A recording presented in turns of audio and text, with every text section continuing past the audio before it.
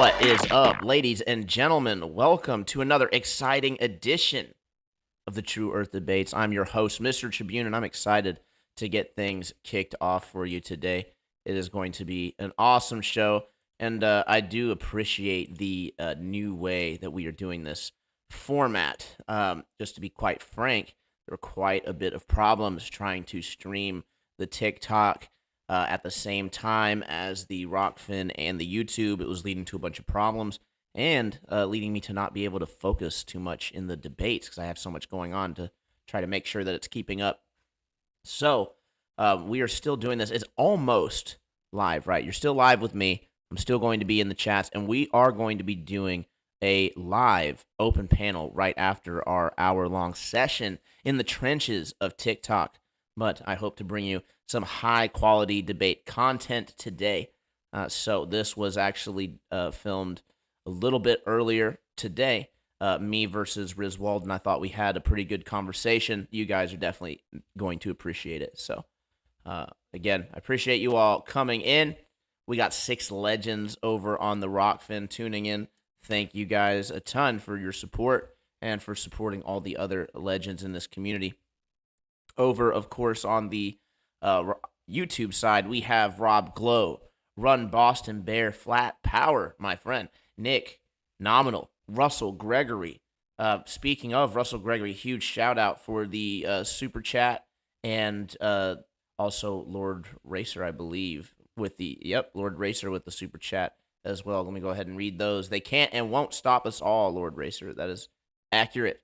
We are here. We are going to keep landing the punches as long as y'all let me. Russell Gregory, yo, Skylar, don't ever give up on everything you believe in because people out there like myself need to hear your truth. Thanks, bro.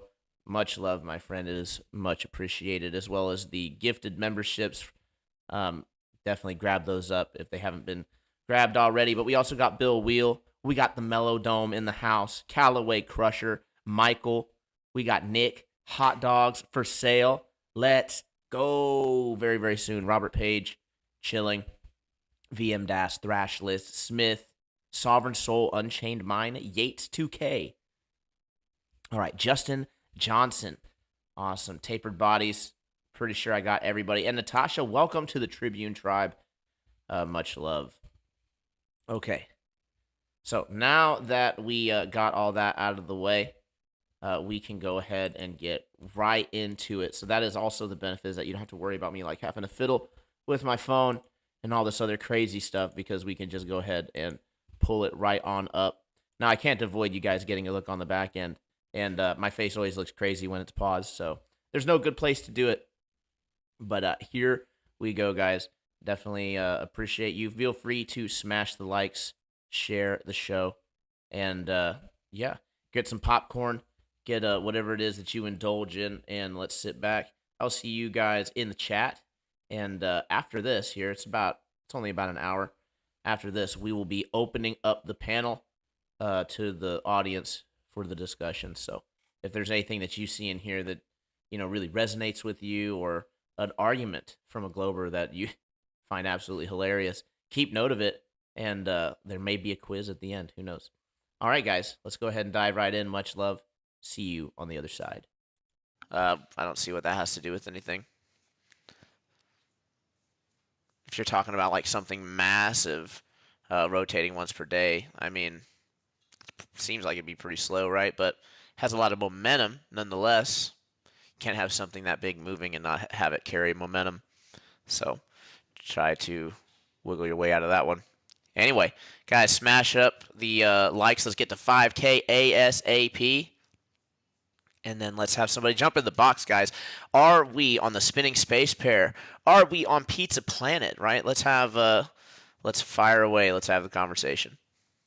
Haven't seen anybody claim anything too worth addressing in the comments just yet. So fingers crossed, right? Let's go ahead and do a quick poll. Let's do a smiley face if you are questioning the mainstream narrative and doing your own research. And put a crying face if you just believe spoon-fed the mainstream narrative without any further investigation. Pretty sad, right? So it's okay to cry it out. Rizwalden, nice. You are back to the true Earth side, or do you still believe that the true Earth is a globe and you're facetiously trying to state that the true Earth is in fact a globe? Austin, what is up? Believing that the Earth is round. Well, that's one opinion. That's actually opinion shared by many. But you'll actually find that when we get into these conversations that there actually is no exclusive scientific evidence of the spherical nature of the Earth, much less its motion, right? So I just don't see how you can reconcile that. We've all heard the common proofs, right? Like, oh, sunsets, boats disappearing from the bottom, um, just completely discounting the fact that we observe curved visual space and that angular size plays a huge factor, as well as the Rayleigh criteria, the way that the light attunes and spreads through the atmos. Rizwalden, what is up, my friend? Nice profile picture. Real photograph from an amateur telescope, or With a quality telescope, with a professional telescope, yes. This was taken with a Celestron 8-inch Edge HD telescope, which is the best of the best of that size. But nice, dude. yes. No digital Um, imaging or long exposure, or were you able to just point and click? oh, this was very fast imaging, so not long exposure. This was like less than 20 milliseconds, and I took thousands of pictures at 20 milliseconds. So, faster than you can click your finger. Nice. Yeah. But I come on here because I saw something and I thought you'd enjoy looking at it. Let me show you. Can you just give me the big screen a second? Yeah, give me a second. How do you give somebody the full big screen? Well, it depends on how you've. If you click on multi-guest and see Yep. my name, you should see a little square icon near my name. Multi-guest like a camera. No, it's like four corners of a square only. Oh, I don't see that. I see that by my name. Okay. If you change the panel layout to instead of grid to the other one, and then you'll see it come up. Now, All right, now let me try this. Nope, it's still got the square only on my name. okay, that should be big enough anyway. Hopefully people can see. Let me just find it now, 1 second, and I'll turn my camera on. Yeah, here we go. So this was, now like I said, I'm not trying to provide anything to kind of cause arguments, debates or whatever. I'm just trying to provide facts here, yeah? This book was written by Sir Patrick Moore, who's dead now, but was a world-renowned astrophysicist, yeah, from the UK. I'm just going to turn my camera on so I can show you. 1 second. So you see this book here? See this? Sir Patrick Moore. And it's got a picture of... Now look at this. It is... What does that say, Tribune? Star system or No, galaxy. Wow, underneath absolutely that. profound. Underneath that. It is a flattened system. Yeah. So something is flat out there. It's not the Earth, it's the galaxy that is flat. Yeah. The But I whole, just... actually, from the grand scheme, it's claimed that the whole entire dimension, the whole entire universe is flat. So Yeah. So just some food for thought there. But uh, I don't really believe any of that fairy tale. Just to be quite frank with you. okay, so you don't believe the fairy tale. But the thing is, Tribune, I believe the fairy tale 100%, and then I couldn't find any proof for it. So how can you say that you believe this flat Earth fairy tale? That's super funny. So here's the thing when it comes to flat Earth, right? And you Yeah. obviously know this, right? When you just look around, right, Yeah. without invoking scientists, without invoking like hadron colliders, or pseudoscience, then it becomes obvious and apparent that it appears to be flat. Now, there's an argument to be had that whether it just appears to be flat but is actually spherical or not. But we'd have to agree that it at least appears to be flat, right? So that's the Okay. default position, right? Okay. So with So that, yeah, I agree with you that everything appears to be flat, and I agree with you that they are things that we find suspicious about NASA or about certain theories or certain scientific facts. But does that mean jump to the conclusion that the Earth is flat, or does that mean find evidence that the Earth is flat?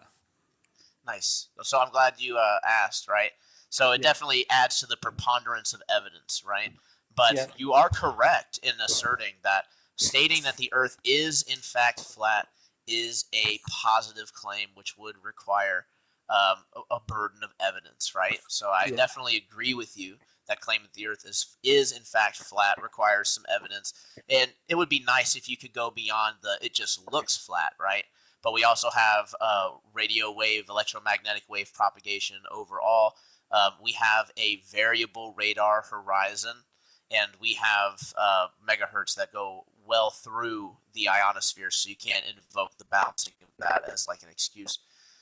So in any case, it appears and it operates as if it was flat. So we actually have two strikes, right? So it's like not only does it look flat, but it also operates as if it's flat. And it's only when we invoke an entire, pseudoscientific model do we start to get the conclusion that the Earth may be spherical. So that's why I shift the burden to the other positive claim, which is that the Earth is a sphere, and that specifically you were just brought up the Milky Way galaxy, right? I called that specifically a fairy tale also. So I'm surprised why we jumped away from like the fairy tale that is the whole Milky Way galaxy conception, when that obviously holds a lot less water than any of the terrestrial evidences you could bring up. Okay, well, the terrestrial evidence, are you sure you want that, Tribune? Dude, it's the true Earth debate. Bring me the best that you got. Okay, only just yesterday and the day before, a famous land surveyor from America that you know very well went to the salt plains in America and did the test very evidently, very thoroughly, and proved that there is curvature. It's like you completely missed the idea that, again, we see in curved visual space. In fact, give me a second here. Let's go ahead and bring this up, because what better time than now? Because this gets completely hand waved, completely ignored. And by the way, Classified, welcome to the show. In just a moment, after I get done addressing this, you can have the floor for just a moment. But yeah, here we have the abstract. It's actually pretty small. Let me make myself bigger once again. 1 second. Okay. Hey, what's So, going on, guys? Can you hear me? yeah, welcome to the show, Classified. Thanks for having me. Yeah, absolutely. Before you go on, I just wanted to give a retort to Rizwalden here. Basically, the claim again is that the way we see things is the proof of the ball. Here we literally have curved visual space being directly measured. We get angular excesses and deficits of up to 30 degrees, which is well beyond any of the claims that prove the globe. None of this math is taken into consideration, or none of these observations are taken into consideration with the Euclidean assumption when making these claims about the shape of our Earth. So, I just don't see how you reconcile this, Rizwalden. In a moment, we'll let you go ahead and respond, but first, Classified, welcome to the show. Thank you. Yes, there's something you wanted to... I like to, take it more on the logic side. For instance, logic says, like you were saying, logic says we're standing here stationary, non-rotating. Science is the only thing that will tell you otherwise. And that's always how it is. But, on the logic side, have you guys ever noticed or ever seen pictures of clouds behind the sun?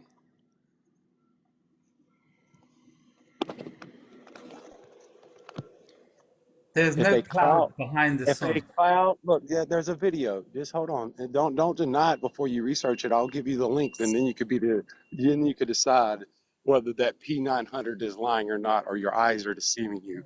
But Classified, there's I'm the king of flat Earth, and I know everything about it. So I'm telling you, that's a fake. okay. If you're the king of flat Earth, I bet I have a question you cannot answer, sir, and I have the answer. What Well, as is long the as it's height? not who you What is the excuse me? Excuse me. What is the height of the firmament in the center? What is the height of it?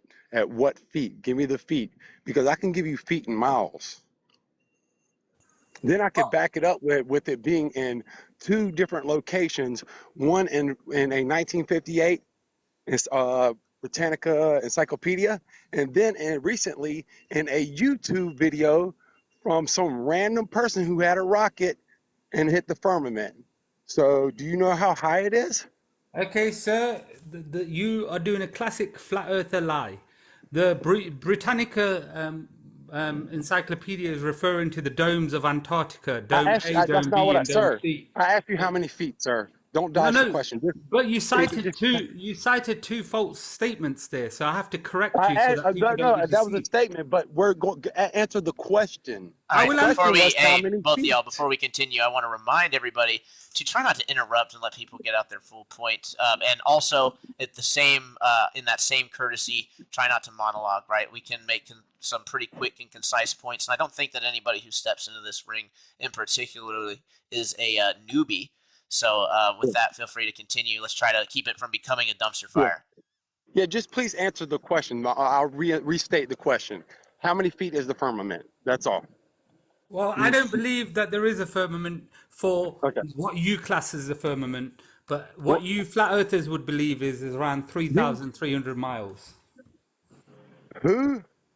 No, it's 300. No, it's 380,000 feet, which equates to 72 miles. Now, if you actually go back and look, which I could do it for you if you don't want to do the research, but you look in the 1958 Britannica Encyclopedia, it would actually give you 380,000 feet to the T. Then go on YouTube and look at the rocket that hit the firmament. They give it to you in miles. If you translate that 72 miles, it is exactly 380,000 feet, is which the encyclopedia in 1958 said. But that's just a coincidence. So take it like a grain of salt. Okay, allow me to respond, kind sir. Yeah. So, 72 miles, you said, around 384,000 feet. The ISS, which you see every day, is at 254 miles, which is higher than your firmament. You see that every day with your naked eye or with YouTube? I've seen it with my own eyes, What with a device, sir? telescope, and it has been recorded and it has been documented by multiple people around the world. Amateurs, not by experts, So not by so you science, NASA's. you have video, you have your own photograph proof you are willing to show that it's a photograph that you took with your own equipment, not nobody else's work, but your own. You have that available? I don't have it available because the ISS is extremely hard to But photograph. you just told me you had it. Now you don't, sir. No, this is the problem with flat earthers. They like to make statements about stuff that they didn't hear. You, I said I've I, seen it with my own eyes through my own telescope, meaning I have seen the ISS with an eyepiece and seen it with my own eyes as clear as crystal. But to do that yeah. with a camera is so much more difficult because the camera wobbles with the telescope and then vibrations make it very difficult to get a So clear picture. you telling me without a shadow of a doubt, 100% undeniable, what you seen with a telescope, you had so much resolution that you could say without a shadow it could have been nothing but the ISS. It had that much resolution Yeah. in that Yeah. telescope, is what you're telling me? Yes, because God blessed us with automatic exposure on our eyes called an So, iris. And our eyes automatically expose for the ISS and for planets much quicker than you can adjust on a camera's settings while you're on a laptop. Yeah. all right, I'd like So to reel it back in because, just to be quite frank with you, regardless if we can see something in the sky or not at a predicted time, in no way proves the shape of what we're living on. So, with that, we can go ahead and classify. Do you have like another question that you have for Mr. Rizwalden, or Riz? Do you Uh, have a question that you'd like to Yeah, ask? I did. I had another question for him about the clouds. I asked him how are the clouds behind the sun. So if you do a quick Google search, type in clouds behind my local sun P900, and there's a video. I believe they're using infrared as well, so you can see the clouds behind the sun. And unless you call it an optical illusion or your eyes are deceiving yourself, it looks exactly as the title says, clouds behind my local sun. I have So seen all those videos. So this, what is your reasoning for that? Is that it called an optical illusion, sir? yes, you could call it an optical illusion. Yeah. Okay. Right. Optical illusion. So was the ISS was an optical illusion, if So what that's the was? case. May I ask what was causing that optical illusion? Just out of curiosity. Now, Yeah. I personally don't believe that the sun is in the clouds. I think it's higher than that, and that when we do see it in the clouds, it's a perspective issue. But I'm willing to be convinced. But Riz, I'm No, curious as to what so, optical illusion you're referring to. Like, so, what way does that work? Tribune, without being rude, but I find it hard to respond to that one because it's really, even you've admitted saying that you don't believe that the sun is within Yeah. our I'm not the atmosphere. one with the observation. Optical illusion is your scientific reasoning why it happened. Just think about your answer you're giving me. Just think about the answer you're giving me for a second. You're looking at a 2D picture or video from a camera with a single lens, not a 3D. So if you had two lenses spaced far apart, like your So can you eyes, all right, can you replicate it? Can you replicate it, sir? If you can replicate it, we can call it an optical illusion. Can you replicate it? it has been replicated. Okay. I You see said you. these? I didn't say it has. Why does everybody? You always stop relying on other people's. I'm not talking about anybody in this world, but you and me. Yeah. Anybody else's science is not creditable to you because it's not your own work. So you can't take somebody else's credibility and work and call it your own. No, no. I'm asking about you as an individual, sir. Just you. So, No one so else what, but you. what I would say classified is if you want to believe that the sun is within our atmosphere, living among the clouds, you believe that. I do not believe that 100%, and I know there's I evidence just to show that. all I did is ask how was that video showing that. That's all I asked. And your answer was optical illusion. Yes, I, as Tribune said, it's perspective. So the yeah, video would. that's what I call the ISS, Okay, optical so, illusion. so I will explain it for you, but the thing is, explaining something to someone who might not understand it is something I don't want to do. But the sun was I, rising or setting in that video, which places it below the horizon. Now, because it was taken from an aeroplane, not from the ground, it was above the clouds. So therefore, you could see the sun setting below the clouds, and it appeared as sir, if the sun was but amongst the cloud when it was setting. I, But what you were seeing was simply a gap within the clouds that allowed you to see the sir, sun, and you mistook it for believing the sun is in the clouds. the time lapse was from the ground, sir. The time lapse was from the ground. So where's the clouds? The Show me the camera was clouds right now. stationary. The camera was stationary in a fixed position on the ground. It was not in the air. Okay, so how did it get clouds behind it then? I'm asking you. I'm asking you because genuinely I don't know. That's why I'm asking you, No, what I'm sir. saying is you're gish galloping from one aeroplane video that you're referring to now a It's ground-based no video. airplane video, sir. I never said anything about an airplane. It was on the ground. If you You like the said, video, it said assuming if you would like the video I'm referring to, I gave you what to type in Google and it will come up the first link. listen, I don't need to see no videos to see if the sun is amongst the clouds. I've explained to you what it is. It's an optical illusion due to perspective, or it's taken from a different angle when the sun is setting or rising, which allows this effect to happen. You can see this effect happening every day, and it doesn't mean that the sun is amongst the clouds. It's not a topic that I even want to discuss because it's so stupid. So please move on to your next argument. It sounds like you just dodged that bullet, so I will continue. Go on, classified. Uh, Give me your next best you- evidence for your.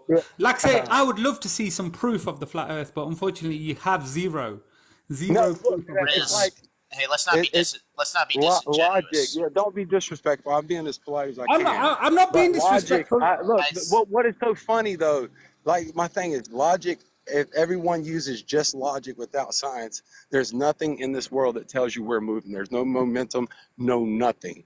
But everything that tells you that it is, the only reason they give you is scientific reasoning.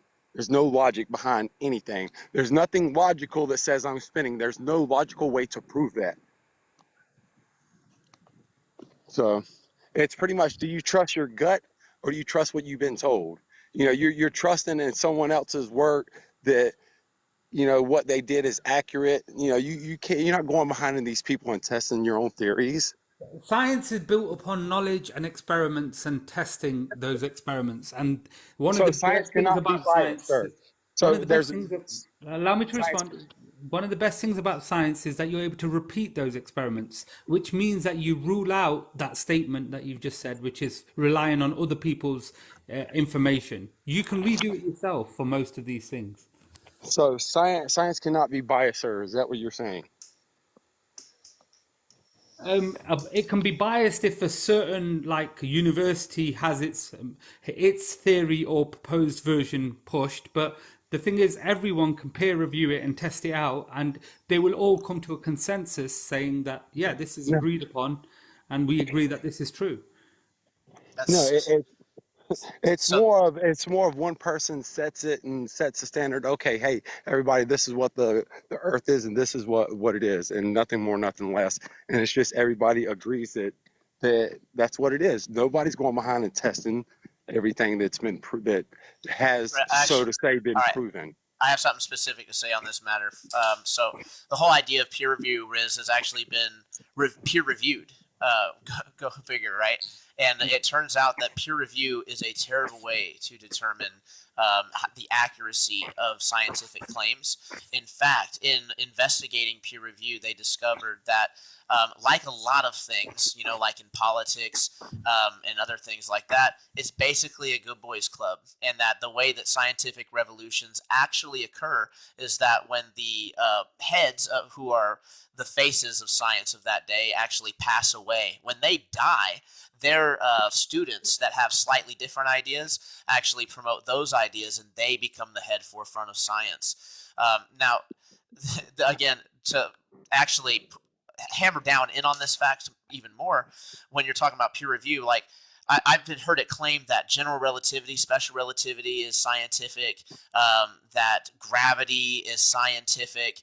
And when you actually look down into it, it can't be science by definition, right? We're dealing with mathematical constructs. And theoretical physics, by definition, isn't science either, right? Because they're just creating thought experiments and then trying to see what might fit the observations.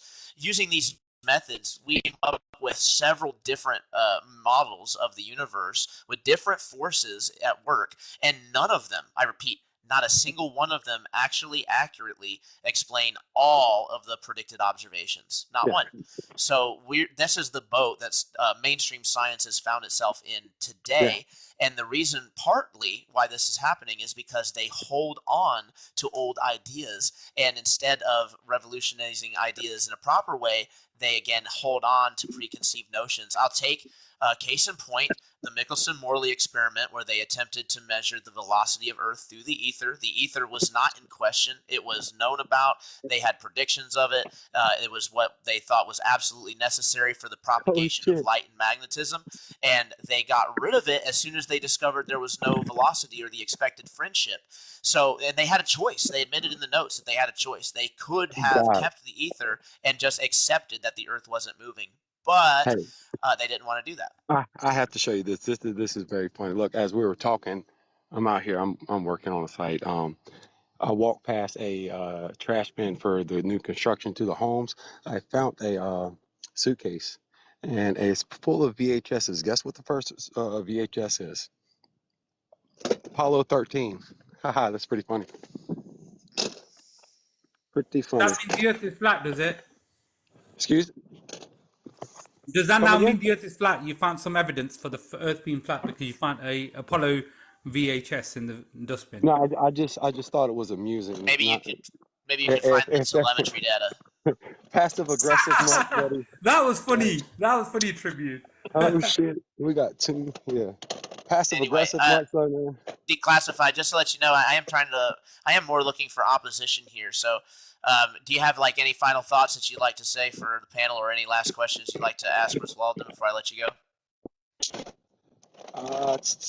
Man, I have questions for days. Tribune, I'll take How 5 of about your how flat earthers about on. let's Yeah, see. I think it'd be better if I could narrow you down on some specific things. Such as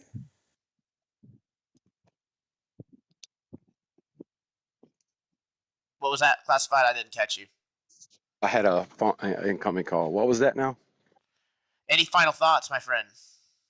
No, you said you had some suggestions possibly to narrow things down. I said, what was that? No, I was going to say, I told Riz I think it would be better instead of him taking on 5 flat earthers that are scattergunning everywhere, giving him all kinds of outs to very specific and direct questions. I think it would be better if we could have a one-on-one chat. Yeah, Yeah, that's yeah, right. no. I definitely respect that because if you look at every Glober's channel, they always try to intellectually bully whatever flat earther they have up there. They're always 5v1. So I will respect that to the highest degree. And I will just listen in and tune in. All righty, Classified, I appreciate you. We'll definitely No catch problem. you. We'll Yeah, I definitely. got plenty I, more. I'll save it for a rainy day. There's plenty more. No But worries, man. We'll catch thanks you in for the having me, comments. man. Yeah, we'll do. Absolutely. Peace. All right. So, Ariz, you were asking for flat Earth evidence, right? So you would not, not accept that electromagnetic waves operate via line of sight. That's not good enough evidence. And also the fact that we map out the ocean floors between the continents as completely flat. We don't take into account any curvature there, as well as the fact that we have our satellite system. That's actually was claimed that this is proof of the globe, right? Because we have our satellites in this 3D coordinate system around the globe, but nobody tells you that that's actually transposed from local Cartesian flat systems, right? So, in other words, we can just act as if the Earth is flat and point and shoot, and the satellite, it's like we're having our own personal dome, right? It just works again off of that paper that I was showing you, how things kind of drop. It's really just an advanced way of saying perspective. The people who say word salad in the comments obviously don't have the ability to look up definitions of words to understand the meaning of things, but that's okay. I know Riz is following along. I'm wondering what your response to that would be. The fact that we do have this obvious curved visual space, and that these claimed proofs of the globe actually turn out not to be proofs at all, and that they certain things do operate as if the Earth is completely flat. so, you mentioned 3 different topics there, Mr. Tribune. The first one being radio waves. You can agree, and you should agree with me right now. We debunked this on your last live with me when we spoke to a radio expert who came on after me to explain to you how radio waves propagate. How did we debunk this specifically? You said in one of your, on the live that I was on with you, you claimed that the longest distance flat earthers had, or communications had been done, was around 400 miles, when it was only about, Those microwaves. yeah, but that was due to refraction and Are you eating right now? no, of course not. I'm not that guy doing that interview and eating. No, so just to make sure that we get some clarification, the radio waves, the one that was really meaningful, I mean, 10,000 miles is pretty meaningful, but that's like the lower broadbands, the ones that can bounce off the so-called ionosphere that was ad hoc, meaning that they discovered it after we shot over the horizon for the first time ever, thinking that it wouldn't work. So again, you can just look at Marconi's. That was 2,200 miles the first time, but since then we've gotten it up to 10,000 miles, and within the range that specifically goes through the ionosphere, that's over 100, I think over 106 or 109 megahertz. We have that going 2,600 miles. So what you're referring to is microwaves, and it was 250 miles that it was able to go. And yeah, you can claim that it works with refraction. So I mean, yeah, I guess I could give you that potentially, but microwaves specifically are to and I have to look into this a bit more to see how it is that certain things work, because I was pretty sure that microwaves were very tight beams that actually go a good bit through things like refraction. I have to go and take another look before I make a definitive. Well, I know the answer to this because obviously we discussed it last time. So different frequencies of microwave, some of them are caught up within the moisture and within the ionosphere. But if you change the frequency of the microwave, you can go That's through right. the ionosphere You without any interaction. Right, you Because ad hoc. That's right. You ad hoc layers of specific layers of density of different things like moisture to like bounce the beam, the microwaves back and forth so that it works. yeah, but the question I want to ask you, Tribune, is because you made the positive claim that radio waves prove flat Earth. I said they work line of sight, is what I said. Yes, but how have you proved the flat Earth with line of sight? Because I could line of sight something from my front door to my back garden 20 meters away. Easy. That doesn't Yeah, mean this is an easy one. Okay, so let me first let me lay out the argument with the thought experiment, and then we'll explain the argument in real observations. So first off, I'm assuming that you've played basketball before, right? Yes, yes. Okay. I Would know you I've say seen- okay? Obviously, a shot's going to be different if you're shooting it straight on versus if you're trying to bank it, right? Yes. Obviously so, right? Would you consider bouncing something? If I were to throw something up, hit it off my ceiling, and hit the trash can in the distance, right? Um, shoot, what was the term I was just using? Would you I've say got a that I laser directly? also. Would you say that that's a bank shot, or would you say I directly threw it to my trash can? It's a bank shot. Right. Could I say that I threw this to my trash can line of sight and be honest if I, in fact, threw it at my ceiling, bounced it off, and landed it in the trash can? Tribune, I'd say you confuse me. Your analogy is losing me. You've got to give me a direct explanation of what you're trying to say. Okay, I didn't think it was any less direct. Let me maybe just slow it down a bit. Yeah. So if I threw something up, like if I threw up anything and it hit the ceiling and it landed in my trash can across the room, right? That's a bank shot. That's not a line of sight shot.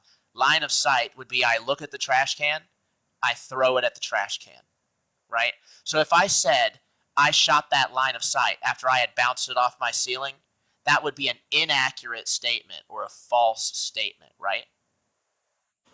Uh, yes and no, because one, you're assuming that your trash can is playing horizontally, meaning it's facing you, the hole is facing you. Because if the trash can's vertically, then gravity takes part in your thing going into the ground. No, line of sight. You just look up the definition. Line of sight is point and shoot, right? I can shoot for the back end of the rim of the trash can, no problem. That's not an issue, right? Yeah. The issue is that I'm bouncing it off the ceiling and landing it in, and then telling you I shot that line of sight, and I'm asking you if that's an accurate statement or not. No, that's not an accurate statement. So I understand. You should have just asked the direct question, which is if you use a radar reflector or a microwave reflector, is that line of sight? No, and no one claims that that's line of sight. So That's so funny, dude. So what? again, if you go to Marconi, okay, so let's take the first example to debunk you right on its face, right? In the very first example of this happening, Marconi shooting 2,200 miles over the Atlantic Ocean, he is quoted saying, "I shot at line of sight." Right? It's a line of sight shot. They didn't bank it. They didn't shoot it up. It just happened to work, and it happened to work line of sight. And this is how it continues to work for this day, right? We don't calculate bending around the curvature. We just assume that it works when we shoot it at the horizon. When you look up over the horizon shots, it doesn't tell you to aim up at the sky at the ionosphere. It tells you to shoot it at the horizon at the predicted location of the target. Okay? So this is a line of sight shot, and you're claiming that it's a bank shot because it bounces off of something and then goes back down. So Tribune, I'm not claiming anything in terms of you made a positive claim that radio waves prove flat Earth, and now you've moved on to radio waves and someone making a statement from Marconi say, and then that says that they've been lying all along. So you really can't follow the argument, can you? No, I follow the argument, but you are not giving a direct. I asked you a simple question: how do radio waves prove a flat Earth? And you've not provided me the answer. You've moved on to a different question. No, it's all part of the same question, right? So you asked me, first off, we're establishing the first principle, the difference between a bank shot and a direct line of sight shot. And you tried to derail the conversation by asserting that nobody claims that it's line of sight, when in fact it is 100% claim to be line of sight, and you're just trying to hand wave it away.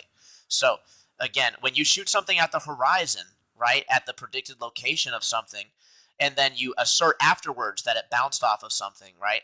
It's not the same as actually trying to calculate an angle, aiming it up at the sky, and then actually trying to hit a bank shot, which is what you would have to do if what the mainstream was claiming was actually true.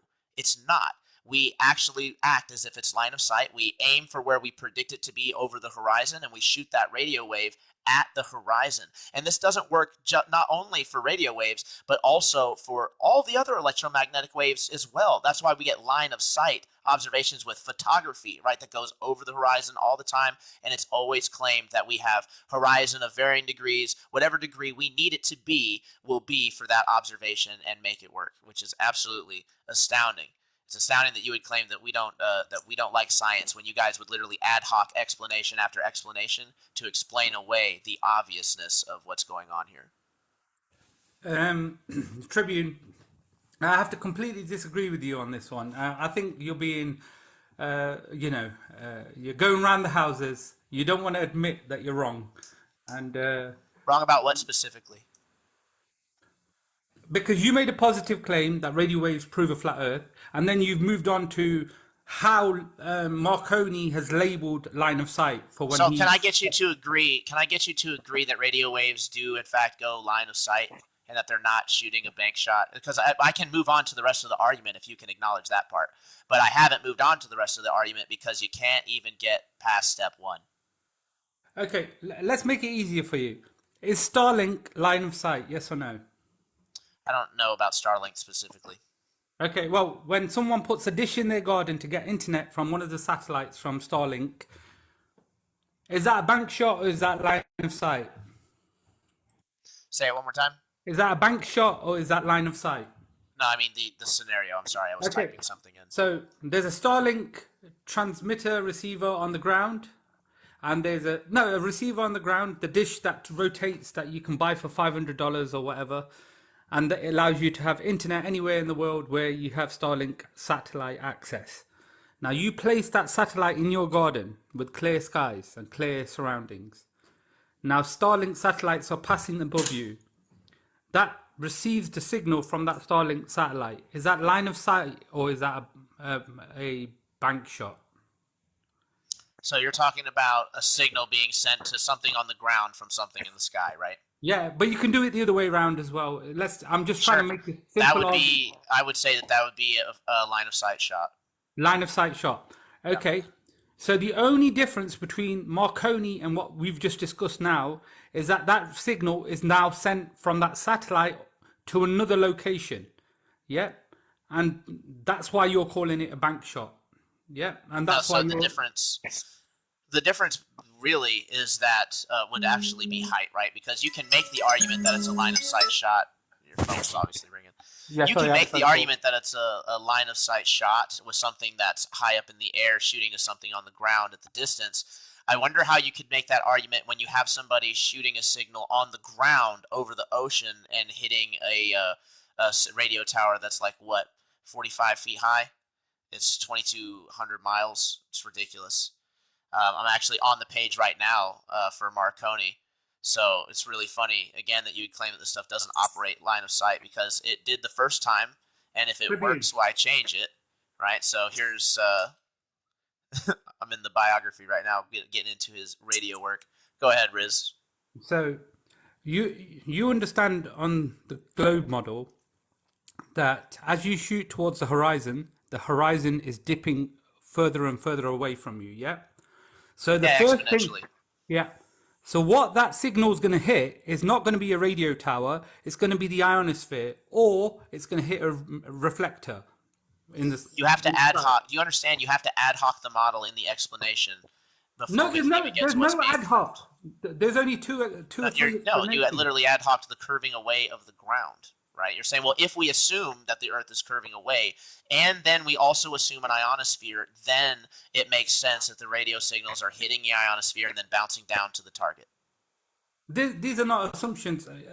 Tribune, you're confusing me. At one point, you're trying to disagree with the globe's model of how satellites and radio waves work on a curved Earth.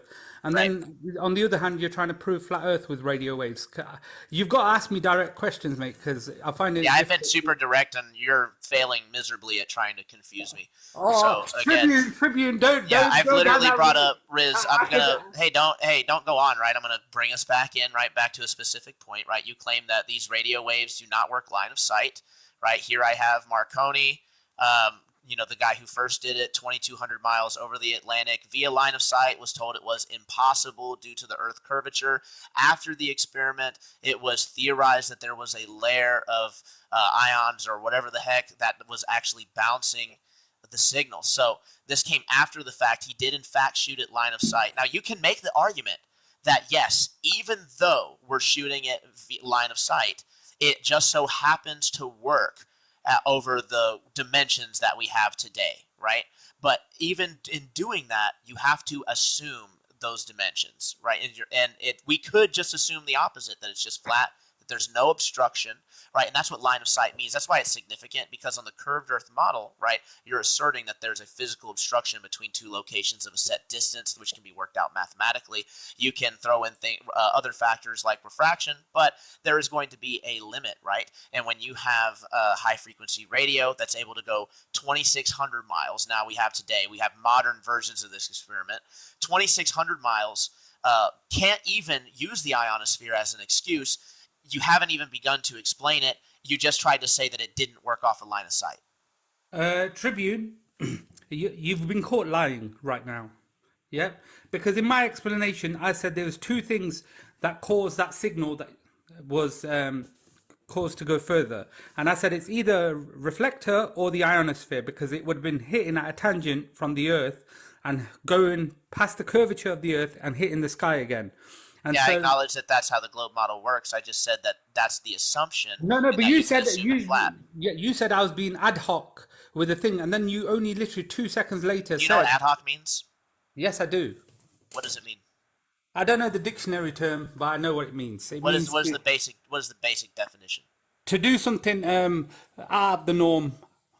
No.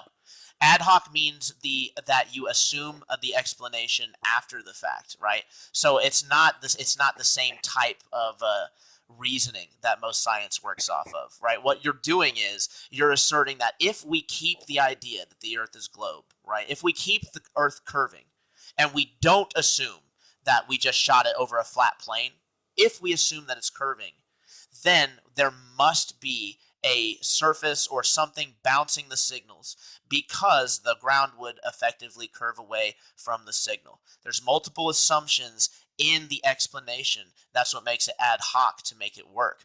You could just take the evidence on its face, which is that it looks flat, it operates as if it's flat. You want to assume that it's a globe because of other factors that we haven't even gotten into. So you're assuming that this is the way that it has to work. You lied again. You said you gave me an explanation for ad hoc, which is incorrect. Say you work day shifts and one night you do a night shift. That's ad hoc because you normally do not do a night shift. So why did you make an explanation for ad hoc that doesn't exist? Or maybe it's just one, definition of ad hoc. Here you go. Ad hoc fallacy, a fallacious rhetorical strategy in which a person presents a new explanation that is unjustified or simply unreasonable of way of the original belief or hypothesis is correct after evidence contradicts the previous explanation has emerged. So here's an example. Let me lay it out very clearly. So the argument initially is radio waves will not be able to go over 1,000 miles or whatever the distance is due to the curvature of the Earth.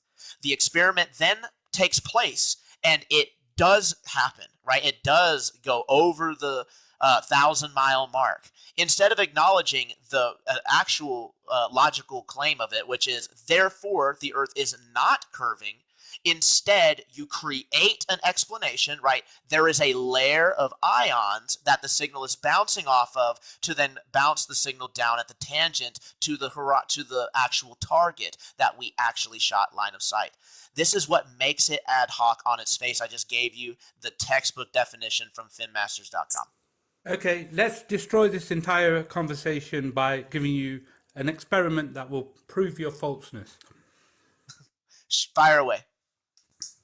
So all this time, it's boiled down to one simple explanation that I could have given you to disprove your entire assumption of the Earth being flat. Place a thick lead or metal lid on top of that receiver for that microwave. Yeah.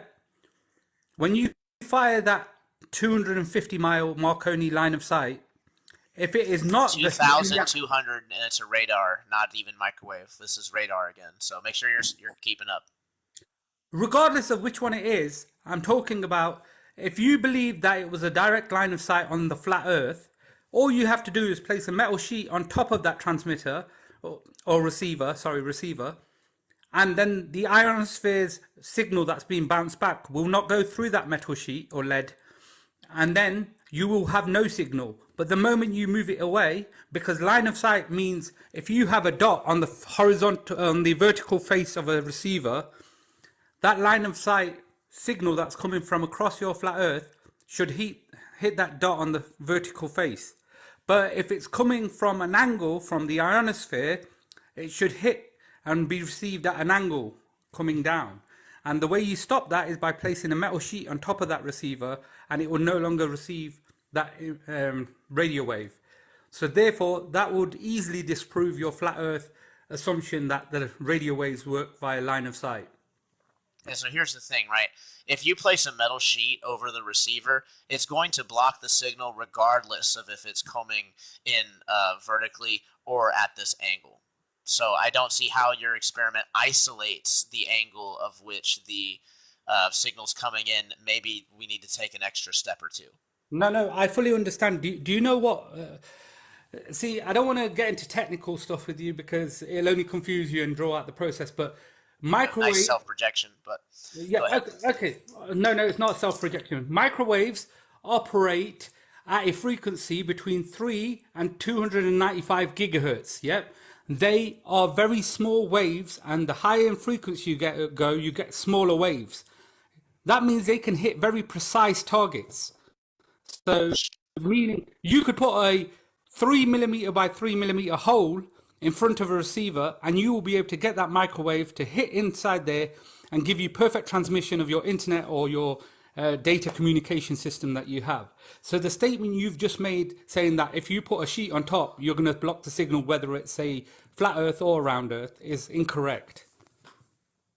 Please acknowledge and say you failed, Tribune.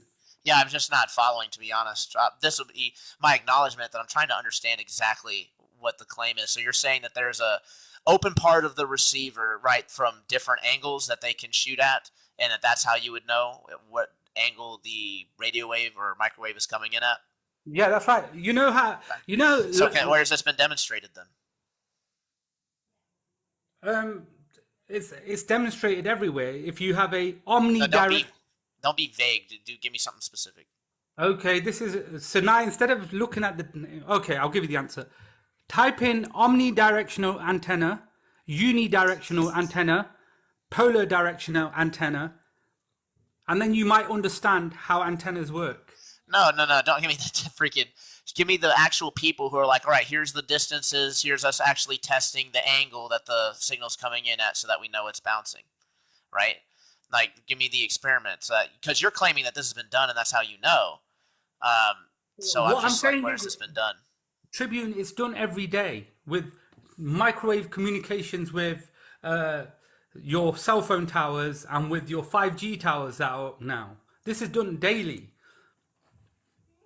It works by line of sight, and they have antennas that are, what's the word for them now? It's called MIMO antennas, multiple input, multiple output antennas, yeah, and receivers. What they do is have phased arrays in which they localize and target the beam formations in order to have direct communication. So yeah, therefore, you said it right in there, though, line of sight, right? That's not a bank shot. So why? I mean, they're not. I mean, are you going to suggest that they're bouncing it off of the troposphere or something like that? Because that would not be line of sight. Tribune, you're just saying word salads now. Just admit that you failed and that you lost. I'm not going to admit something. And then we can move on. Line of sight. Okay, you're squirming real bad. It's pretty embarrassing. I am not squirming. People know that you're failing. You said yourself. Hold on. You said yourself that it was line of sight communication, right? But then you said that we know that the angle is coming down because you can do a whole experiment where you block the thing, which you haven't even shown somebody doing this experiment, right? You admitted that it's going line of sight. So, I mean, they're admitting that it's not a bank shot, right? They're shooting it where they think it is. So why wouldn't we expect it to hit front on? And you haven't shown an experiment to even show that it's coming at an angle, and they're not claiming that it's coming down at an angle. So I'm just confused on how this is somehow a globe proof. Oh, Tribune. Uh, I've got a lot of respect for you, but unfortunately, here today, you're showing a lot of falseness from your flat Earth beliefs, and I'm trying to help you here. You know that if you use a laser pointer and shine it at a photo detector on the other side of the room, that photo detector is such a small target that only when the laser is directly head on line of sight with that photo detector, it will receive a signal and operate or give a output to whatever you're measuring it on. Now, with the microwave or whichever experiment you use as a flat earth proof, you're claiming that they did not use the ionosphere. You're saying that it went directly to the receiver on the other side. And I'm claiming that is not the case. And an easy way to disprove that is by simply placing a shielding metal lid on top of it to show that the signal is not refracting down from the ionosphere into the Yeah, I specifically said that it wasn't going from the ionosphere, that it couldn't, because anything over 109 megahertz will go right through it.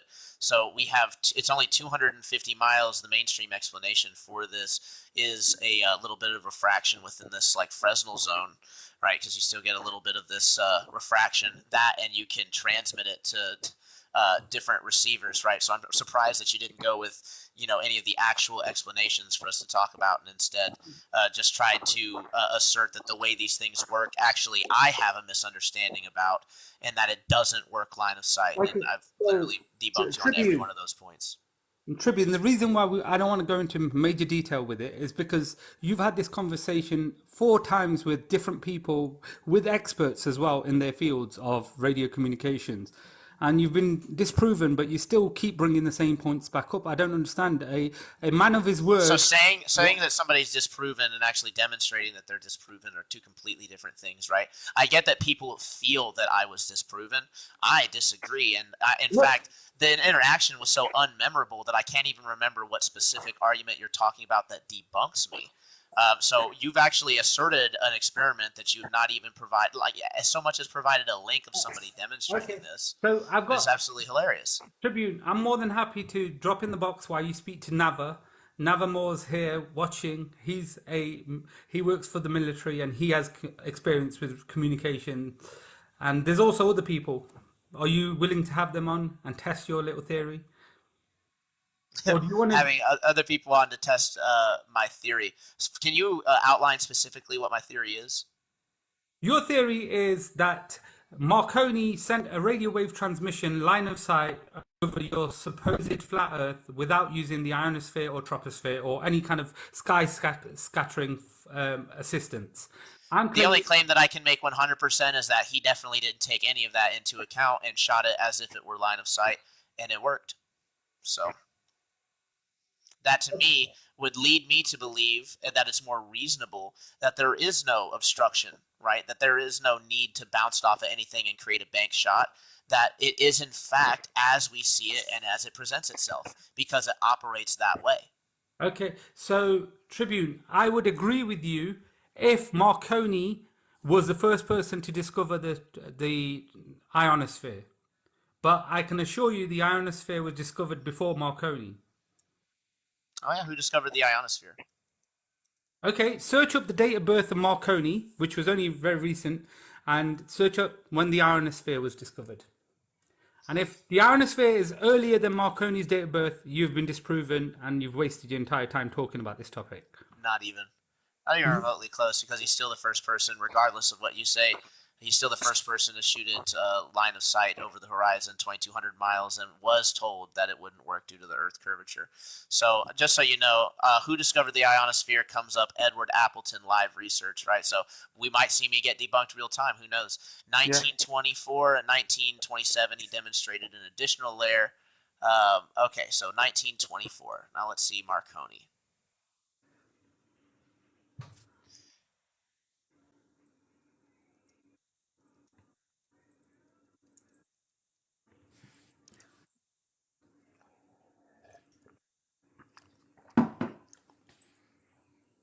And Tribune, just to clarify, you're talking about an experiment that was conducted. I'm saying, when was the ionosphere discovered?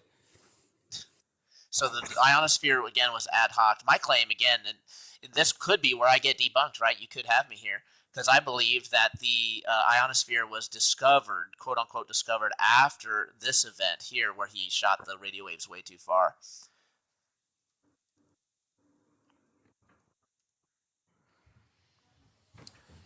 Yeah, he was born. Yeah, oh my goodness, you just got debunked so hard. So he was born April 25th, 1874. Yes. And when was the ionosphere discovered? No, 1924. no, you said a guy conducted an experiment, first experiment. That doesn't mean the ionosphere was not discovered. He conducted an experiment because he knew the ionosphere was there. Who was the first person that found it? I could search this up myself.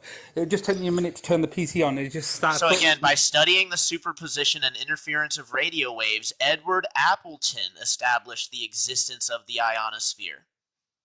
In when? 1924. Thanks for playing. And when did Marconi run this experiment that you're claiming? Okay. So Marconi was born in 1874. Let's see when he did the experiment. Let's just ask what year. You'll only debunk me if he did the experiment before the ionosphere was discovered by this other guy. I'm about to. What year did Marconi send radio waves over the horizon? Let's see here. December 12th, 1901. Again, thanks for playing. So why did he not be the first person to discover the ionosphere? He didn't have any. He wasn't in opposition to them. He was like, no, it is going to work. He didn't really get into the details of it. Who cares, right? You just debunked yourself live. You tried to say that he did this after the ionosphere was discovered, and he clearly didn't. And if you actually did your research, Riz, you would discover that this right here, what happened here with Marconi, is what led to the discovery of the ionosphere, because Edward Appleton never would have done the experiments had this observation not been done. So you're just completely wrong on all fronts on this particular subject. Okay, so on a historical data set, which I didn't know about when someone was born, when something was discovered, you got me.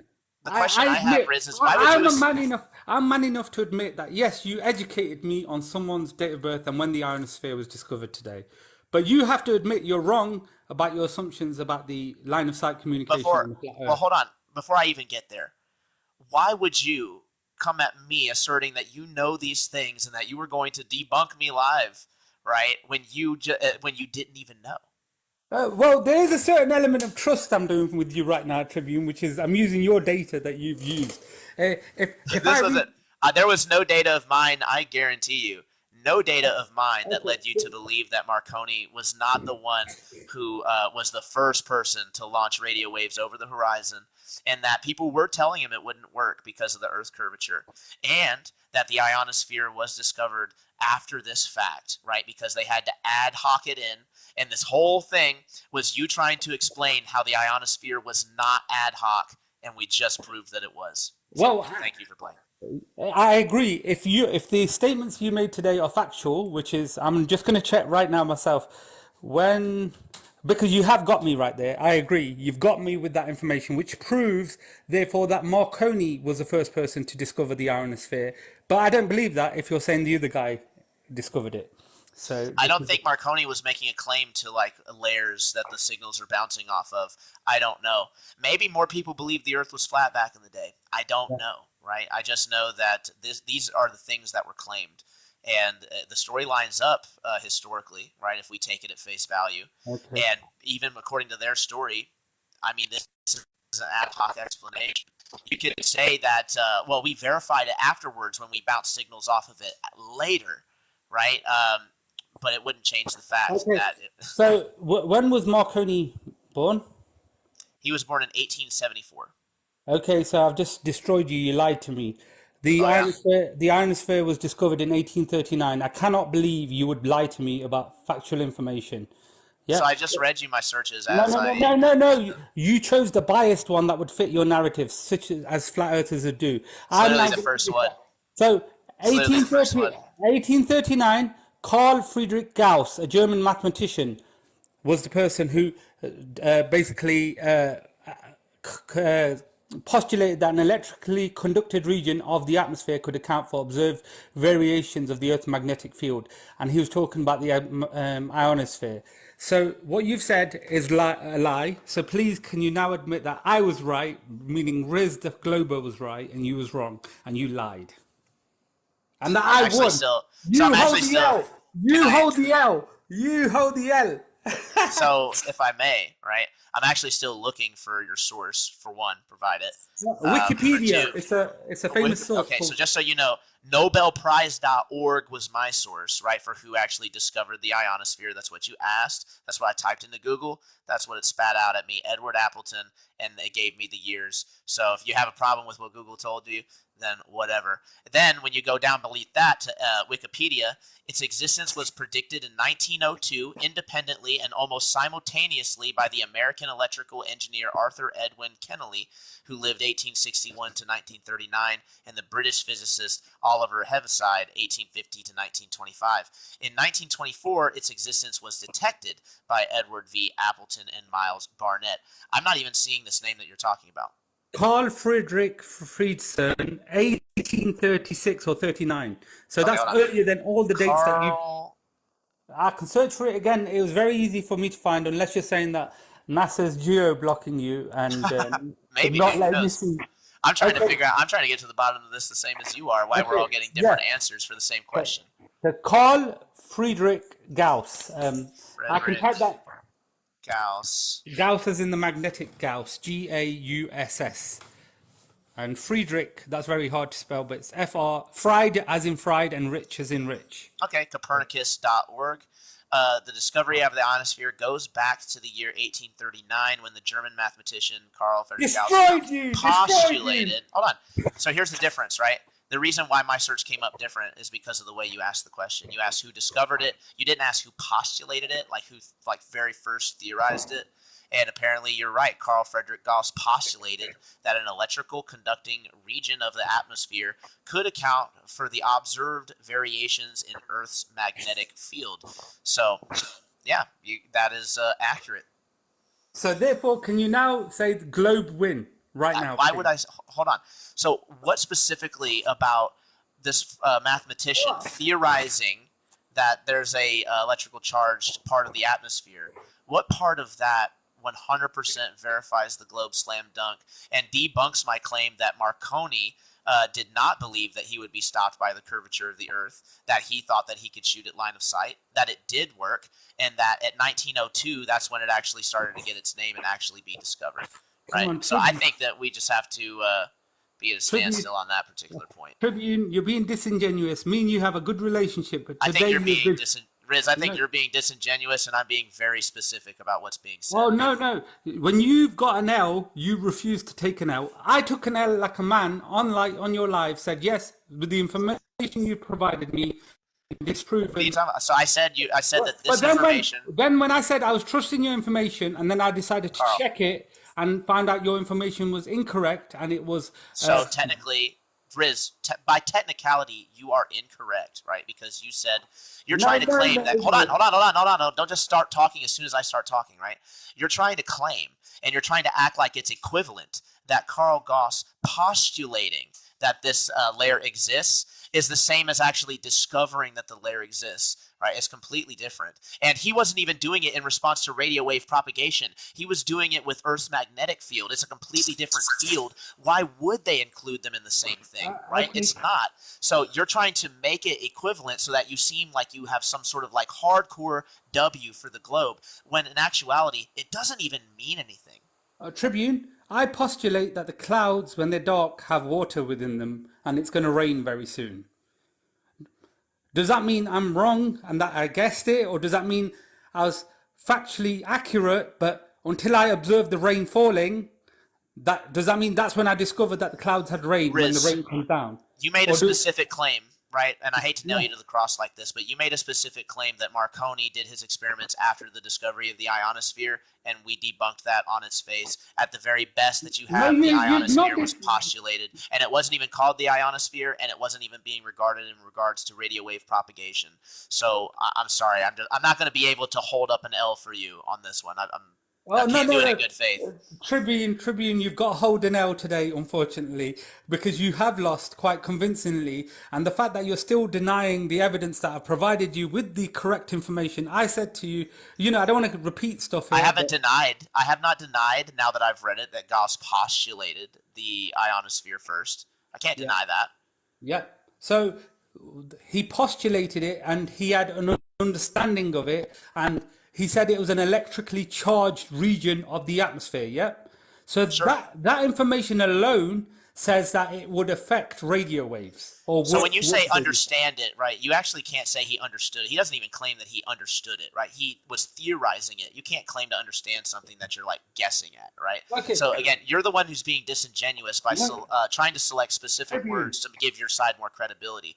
The fact is that you are correct in that somebody theorized it before Marconi. I was wrong there, so I will hold up the L on that particular part. But I'm not going to hold up an L in agreeing with your claim that the ionosphere was discovered after Marconi, before Marconi even did his experiment. That's ridiculous. It's wrong on its face. Okay, that's fine. I'll happily accept that. Can you just now clearly say that without the monologuing? Say what you're taking an L on so that everyone can hear it. Yeah, I'm not just going to jump through hoops for you, Riz. Do you have any other points you want to bring up before we go ahead and call it a show? Been a little bit over an hour. Okay, no, that's it. I would have hoped you take someone else on as opposed to me, just so let someone else come up. But I guess Alrighty, you are out of here. Useless banter from that point forward. There was like 3 more minutes left in that, but I will spare you the rest of that. That was absolutely hilarious. I had a ton of fun during that conversation, though. It's just a whole different ball game when I don't have to worry about the streams, and I can actually like do research on the spot and call people out for their BS. So again, a lot of fun. I can see there was much appreciation for that. We got quite a bit of action going on in the Rockfin. So I do appreciate you guys. Much love for that. Let me go ahead and just shout those out, and then we'll go ahead and get this open panel underway. So, dang, you guys are killing it over on Rockfin. Leland Witt, $20. Wow, generous donations. You did some repeats here. Trying to look for some words. If you had anything to say, no worries, dude. We do appreciate it. Cogdis kicking in hard. Absolutely, can't agree with you more. And we also have David Torrey, your strong voice in the FE debate. Now, well deserved. Thanks for the show. Hashtag Flat Gang. Much love, my friend. And much love to the rest of you 22 legends now watching on Rockfin. It's absolutely awesome. We do appreciate you guys. And then, of course, we'll go over to... awesome, man. Do appreciate you guys over on the YouTube as well. Justin Johnson, Rob Glow. Let's make sure I'm not missing any chats. I was actually pretty active in the YouTube one, so I don't think I missed any in there. What is up? Who cares when someone postulated it? Exactly, Leo Crow. It doesn't mean anything. It's absolutely hilarious that they felt that it did. But anyway, without further ado, guys, I do know that we do need to get back to the actual debate. So let's go ahead and open up the panel, open up the lines. Let me post this link for you guys, and feel free to hop on in. We got probably another hour in us or so, and continue this conversation. What was your favorite part of the Rizwalden exchange? Lots of dunks that we can talk about. Go ahead and paste that up. There you guys go. Let's pin it. All right, and Rockfin incoming. Yeah, if you guys did not know, Rockfin is a really good place to donate because YouTube, the Grabblers, don't take 30% of the whole thing. So just to be the platform, right? Don't get me wrong, we appreciate the platform, but come on. It's got to be a better way. Anyway, My video's not working. Hold on. No worries. Let me go ahead and Video. get the stuff pulled in. All right, we got Brenda and Ruhif. Brenda, you're on thin ice, but I'm not going to kick you immediately unless everybody in the chat just complains immediately, loudly and vigorously. Why am I My on? video's not working. Why am I on thin ice? I haven't done anything. I know. I haven't. I haven't. It's just the audience vote. Unfortunately, they just don't have. They just don't vibe with you, Brenda. I don't know what it could possibly be, but in any case, can you guys? Let me check the security because you guys should be able to hear your video. Can you hear me? Oh, curvature note proves that it works. Ruhif, I can hear you loud and clear. Yeah, cool. I can't get my video started. That's on. I'm looking at it right now. It looks like that's on you. Yeah, it is, Ruhif, they updated their terms of service. You probably have to click something. No, I like to says go in settings and try and fix it. I'll restart it one second. That's what happens when we don't enable the waiting room. So this is what it is. Sorry, guys. We'll give them a chance, right? There's no need to just immediately kick them out every single time, right? Anyway, my video's not working. You'll survive. That sucks, man. You usually present stuff. Can you like screen share still? How am I going to get your memes? Yeah, you have to enable screen sharing. Always does this. All right, you should be good to go. I heard you on Globebusters the other day, Skylar. Yep, we do the Globebusters now. It's pretty fun. Cool, that works. I thought it was hilarious, right? Right? You're so confident. I don't mean you in particular. I meant the group. So confident, and yet there's zero evidence for flat Earth. I know, right? Do you have any evidence for flat Earth? It is quite hilarious that we present things like over the horizon observations, electromagnetic wave propagation. There's even, I'm trying to remember the exact name for it that Jorge Physics used for it, but there's literally like, I can't remember the name. It's going to sound stupid since I don't know. Yeah, but you can actually predict and make accurate predictions of where these waves will go, assuming that the Earth is flat. So, I mean... Really? Could I see that? Specular reflections are a good example of this level plane that we live on. Could I see those measurements, please? Yeah, I actually don't have them right offhand. I couldn't even tell you the name of it, right? So why would no I have measurements? them on hand? No measurements then. Yeah, we could just hand wave away anything that I don't have directly on hand. Sure, that's just evidence. Actually is Any fair evidence? Numbers, actual measurements is what I'm looking for. How about a measurement where the physical horizon is at? Not begging the question, because I heard you in your talk with the other guy that was recorded earlier say that the Earth, you just presuppose that the Earth is flat, right? Yeah, what everybody there are does to technically do it. two presuppositions that you can make, right? That the Earth is flat and that the Earth is curved. It's just that No. the Earth appears to be flat, at least. We'd have to agree on that. No, we wouldn't agree on that. You don't presuppose. That's called begging the question. Everybody who does anything, surveyors, the big No, ones, they don't. surveyors, but they No, all they don't. presuppose within 100 square miles. Yes, they do. Geodetic surveyors measure I the didn't curvature say of the Earth. any surveyors. Geodetic surveyors measure the curvature. No, they don't. In logic, we don't presuppose Before- our conclusion. We don't presuppose our conclusion. Before I we want to challenge you, before we go into before we and the rest. hold on, before we just continue on, I do want to just remind everybody to not be interrupting.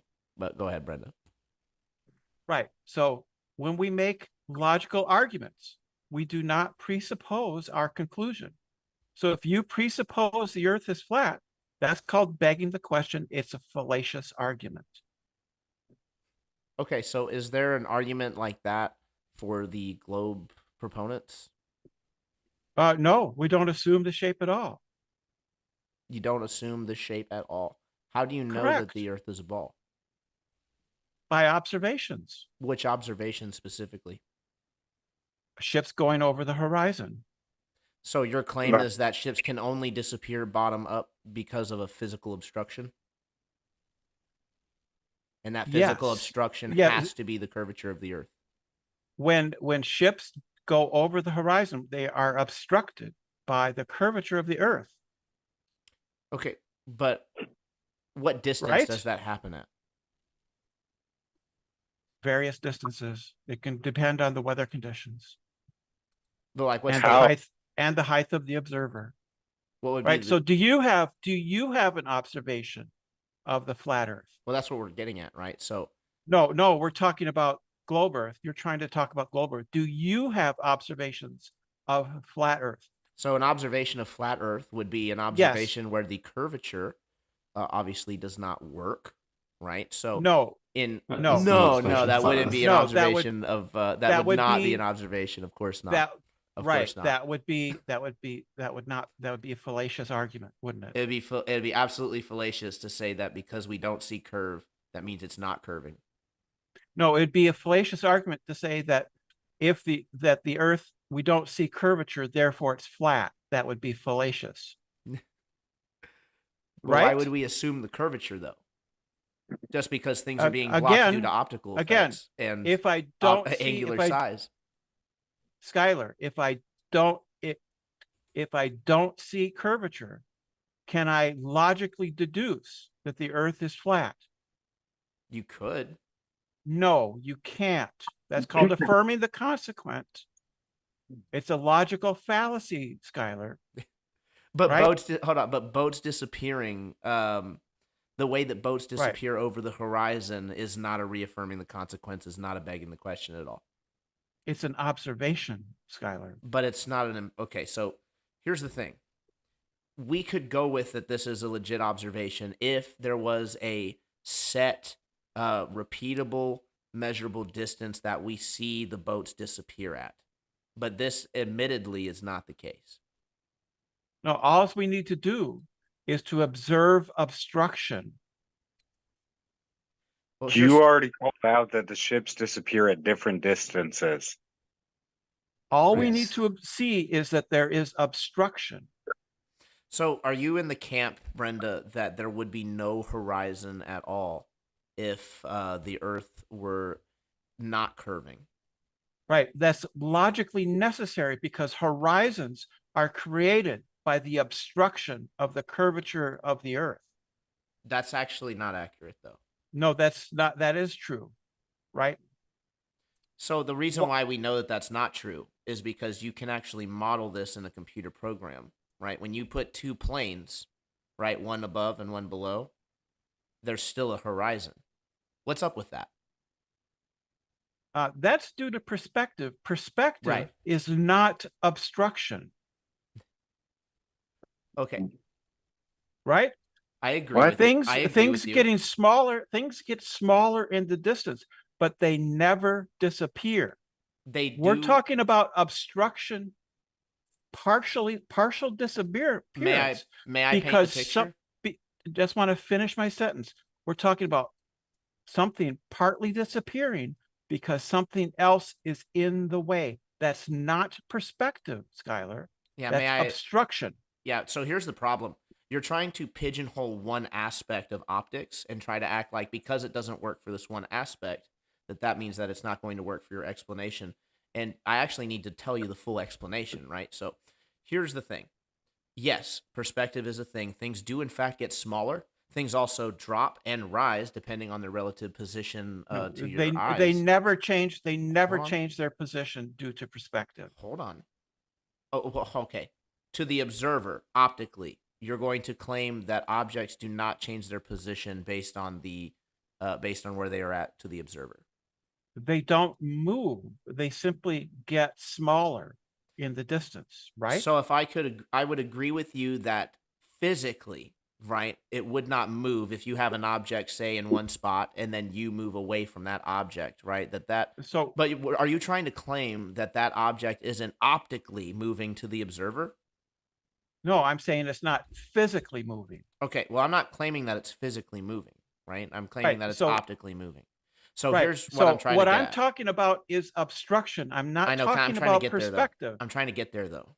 right? So perspective brings things to the horizon. The No, reduction it in does angular not. size. It Okay, so a doesn't plane, bring things. It doesn't bring things to the horizon, Skylar. the things They that are don't above. move. Oh my goodness. So here's the thing, right? And if you interrupt me, I'm going to have to kick you, all right? Because you keep interrupting. So it's very simple. Things above you, right? And we've modeled this in computer programs, right? So yes, this is a perspective. This is an effect of perspective, that things above you will drop Mhm. to the horizon and that things below you will rise up to the horizon. Now that is accurate. That is the position optically changing based on where it's at in relation to the observer. And this does Right. happen on a flat plane, demonstrably, right? This is But that's an observable. illusion, though. That's an illusion, though. Well, hold on. right? I'm not. So let me get to the rest of the point, right? So But you when you understand. have, You hold on, don't, understand the hold point. on, hold on, hold on, hold on, hold on, hold on, hold on, hold on. So again, due to perspective, right? You can call it an illusion if you Right. want. I'm not saying that things are physically moving, so it doesn't matter. All right, you can say that an optical movement Right. is just an illusion. That's fine. I don't care. We're splitting hairs. So optically, a thing that is farther away from you in the sky, let's say the sun, we'll just take an example, will move closer to the horizon, almost to the horizon. You can make the argument that it'll never approach zero, but that doesn't really matter. So as it goes to the horizon, you also have things like on the bottom, right? The actual like trees, waves, houses, mountains, actual things that are on the ground that are on the horizon, maybe not quite all the way back to it, that are raised up that can actually block things that go past it, No. right? And this is where Skylar, angular size comes into play, right? Because you can have something like a Right. boat and you can have a wave that's half as far as that boat. And that wave is going to block a lot more than just like a foot or two of that boat, even though the wave is only a foot or two. not if you're above it. It will never block. So, Skylar, is it your position that the sun moves to the horizon due to perspective? Yeah. It doesn't. That is not true. That is false. How do you verify that? The sun never changes in angular size. That's objectively it- not true. That's objectively Oh, say it true. No, Sorry, you say it- objectively not true. It's been observed many times. It has not been observed. Okay, so The angular size of the sun does change. It has No, never it doesn't. changed. It never changes. No, it doesn't. okay, so You're convinced. are you guys by, ready to put your hand on the Bibles and swear to the good yes. Lord that Yes. that is that Yes. is the way that it 100% works, Right. even though the mainstream scientists would not back you on that, and they do agree that Can that you there hear actually me, is a Trolley? change. Sorry, You go guys ahead. know you on hear your call you needed to change angular size as it goes across our sky, right? It never changes in angular size. On your During the ball, day. it's good. During the day, the sun does not change in angular size. It does a very small amount over the course of a year because Can you the guys hear Earth's- me?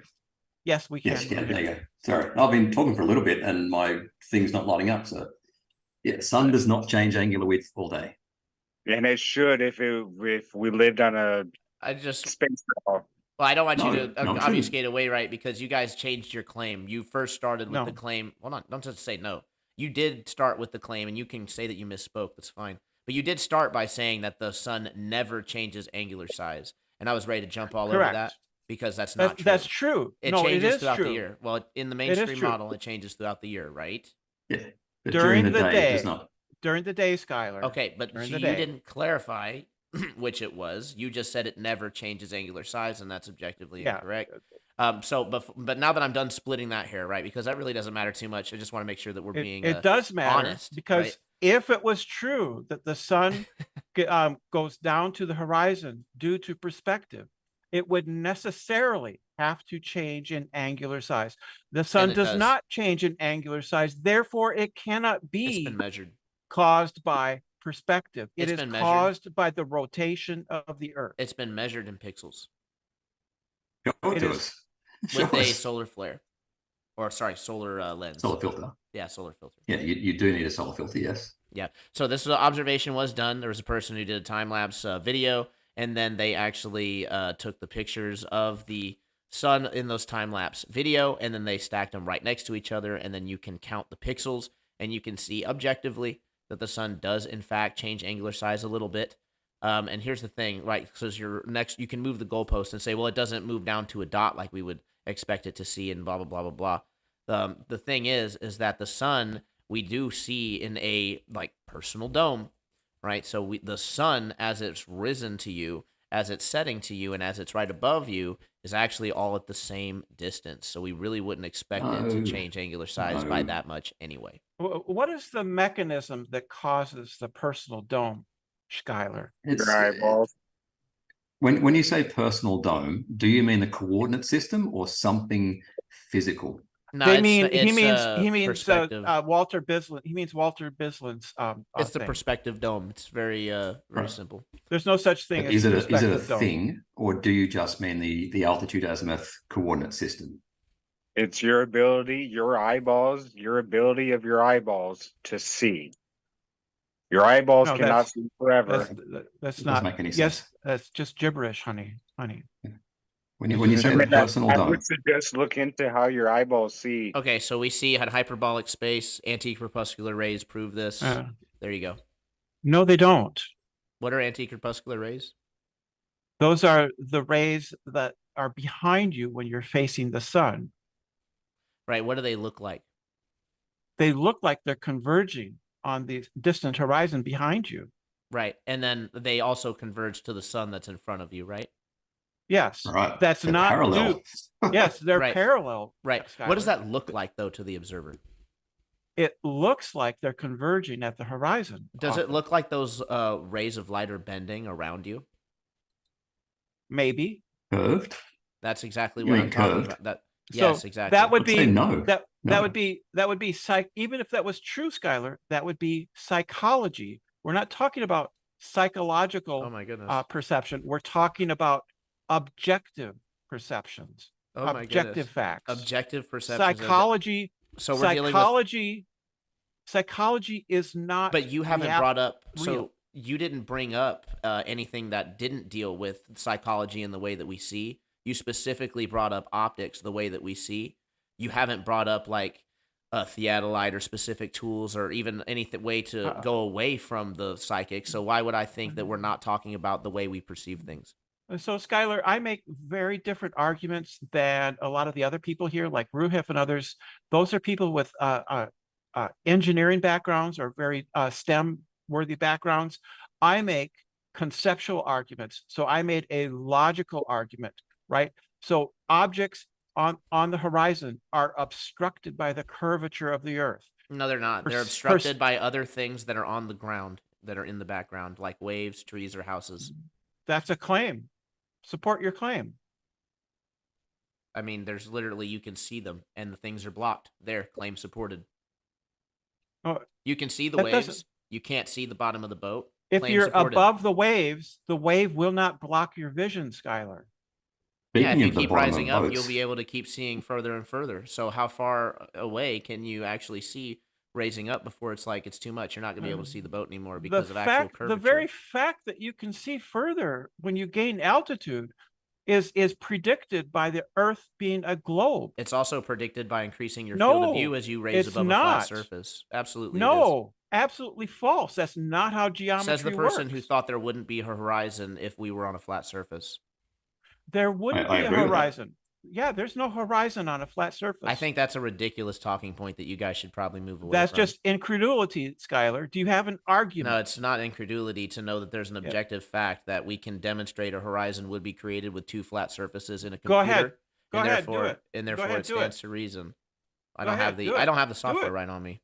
But we can No, pull up so we can find a video until here you for next time. Yes. So a claim made without evidence can be hand waved away You without live on a steady space ball prejudice. and you haven't presented anything. Exactly. I'm asking you for evidence to support This isn't your your show. flat Earth. I'm This asking isn't your you. show.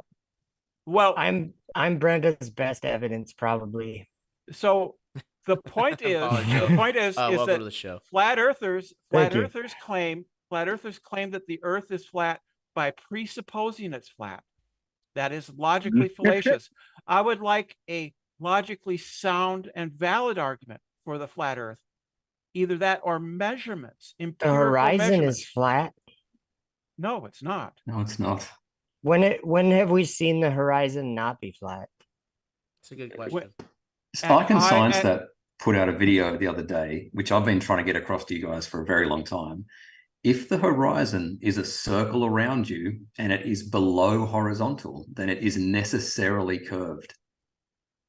Yes, that's true. What about if it's like right at the middle of your vision? Oh, then it's straight. Yeah. How do you That's explain, what I'm talking about. How do you Yeah, explain, then get above the surface, right? Get above it so it's below you. how do you Well- explain the fact that the horizon is below eye level? It It's literally on Below screen now, eye by the way. level. You're saying that is this a theodolite or something? How- Auto level. Yeah. Yeah. How can the horizon be below eye level on a flat surface? This is where I disagree with the whole horizon always rises completely to eye level That's just claim. I mean, I know dogma. it's something that has been claimed a lot, but I tend to think that because the ground is literally below your feet, that Yeah. the horizon objectively would be a little bit below eye level at all times. Think of when you're Okay. bowling. Agreed. Tribune. Think of when you're bowling and you throw the bowling ball and it's going, your apparent view of it is it's going up towards the, I guess what we'd call horizon, maybe not in the room, but it's just doing the opposite of something in the sky. It Yeah. would, you know what I'm Nobody saying? thinks that the bowling Let's ball is talk about going that, up. Skylar. Let's talk about the No, roof it- going it down appears and the doormat in your- going up. Sorry. Yeah. Brenda, I'm not saying the bowling ball is going up. It's rolling on a level surface, It's but literally what you said. You said it goes up. No, apparently, as in apparent, it's it's depression something angle. you view it in here. your view. It appears to go up in your vision the way you see it as you throw it away from you. That's all I'm saying. Okay. All right. That's fine. It's like that's kind of how we see Yeah. everything. The floor is And it- always doing that, and the Yeah. sky is always doing kind That's- of the opposite. Right. When the bowling Well, ball falls into the pit beyond the pins, what is preventing you from seeing it? Is it perspective? Solid maple, Brenda. Yeah, there's something in the way. When Yeah, the but see sun that when the sun goes down, we can't see it, not because of perspective, but because something is in the way. that's do what you believe. Yeah, I know. No, that. it's How do it's we a isolate fact. that? It's not a belief. How do we not a isolate that belief. though? How do we isolate that it's 100% Earth curvature that is the obstruction? We choose conditions in which refractive atmospheric conditions are minimized. Is that the only possible variable? It's one that I can think of right off the top of my head. What about angular size comparison? What about what else is it? What about the actual unlevelness of the geodetic model, right? Because it's not a perfect sphere. I mean, was any of this taken into account in any of these observations that you claim are proof? There is an issue that I would like to point out. That image that was just up that he switched was the boat. That was like the image is limited left to right, but we know that the water surface continues on far to the left and far to the right from where the image is taken. But in the same view, you could watch that boat go over what you're calling curvature, right, Brenda? And the distance between you and the boat is far less than the distance you can see left to right, even in the image, probably. Mhm. Do you know what I'm saying? So why can I see the sails or the mast of the boat and not the hull? Because it's going away from you and it's getting smaller and smaller and smaller. Now Are you saying the mast and the sails are the same distance away from me as the hull is?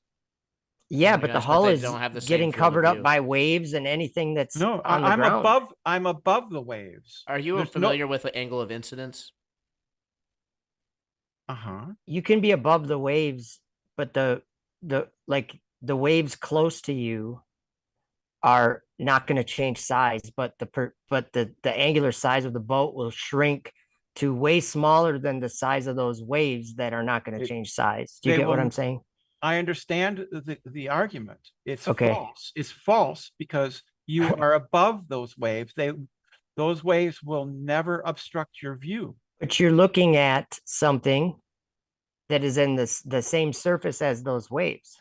Doesn't matter if you're Yes, above it. You it just does see it matter. farther away. It does matter if I'm above it. If I'm tiny, if I'm an ant on the shore, then yes, the waves will obstruct my view, but I'm not. Well, I guess I'm above the waves. you're 6 Therefore, feet above the waves and you're trying to look miles. that's right. It doesn't matter. The angle, your eye stops to even be able to detect anything at a certain point, at a certain angle. And the poll has spoken. The what? Brenda is out. I didn't see it. Good. What's wrong with my audio? There we go. My audio is shit. I want to hear Ruhif. Brenda kind of ruins the thing. Look, look, it's Ruhif not up to me. doesn't. Just before YouTube gets all mad and stuff. This is an audience-based experience, and if the tribe decides that they don't want, so they could kick me off if they want. If they say, Tribune, you're screwing up tonight. Get the heck off. Then I'll just go ahead and politely step off and let you guys have the conversation. So how do I vote then? That chance, right? No, I'm just kidding. It's already done. It's already done. All right. Yeah. So put the boat photo back on screen. Yeah. So troubling, the other day we talked about the roof of the house as it gets further away approaches eye level, and the doormat does the opposite. It approaches horizontal from the bottom, right? Right. Okay. So in this, I'm at 12 meters, I think, on this one. 12 meters high. Clearly the boat is higher than 12 meters. So that red stack on top is higher than 12 meters. How is the bottom of the boat not ramped up to eye level, and the top has ramped down below eye level? Your level's crap. No, I'm just kidding. Yeah, either your level is off or there is some refraction occurring. It's like you said, the water isn't. The water isn't. You said 12 meters or something. Yep. Either that, and or that's at the boat. It looks like hundreds of meters, right? Or that's the parabolic part of our hyperbolic space. We'll talk about that as well. I've almost finished my meme on that one. So the level is not off. I've measured this at the time, and the distance to the horizon based on the height matched, and it was calibrated anyway. So it's definitely horizontal. Okay. Do I still? Are you saying? Can I just question to see if I understand what you're kind of saying? You're saying that center line on the camera or whatever, it looks to be literally 5 or 6 ships high or whatever, maybe. Yeah. And the ship is obviously more than 12 meters itself, I'm sure. So what you're saying is that the surface of the water, you're saying that it's curving down away from you? Yeah, we had this conversation about how perspective works, and the street lights ramp down or whatever, and then the base of the street lights ramp up, and they both ramp up or ramp down to eye level. Right?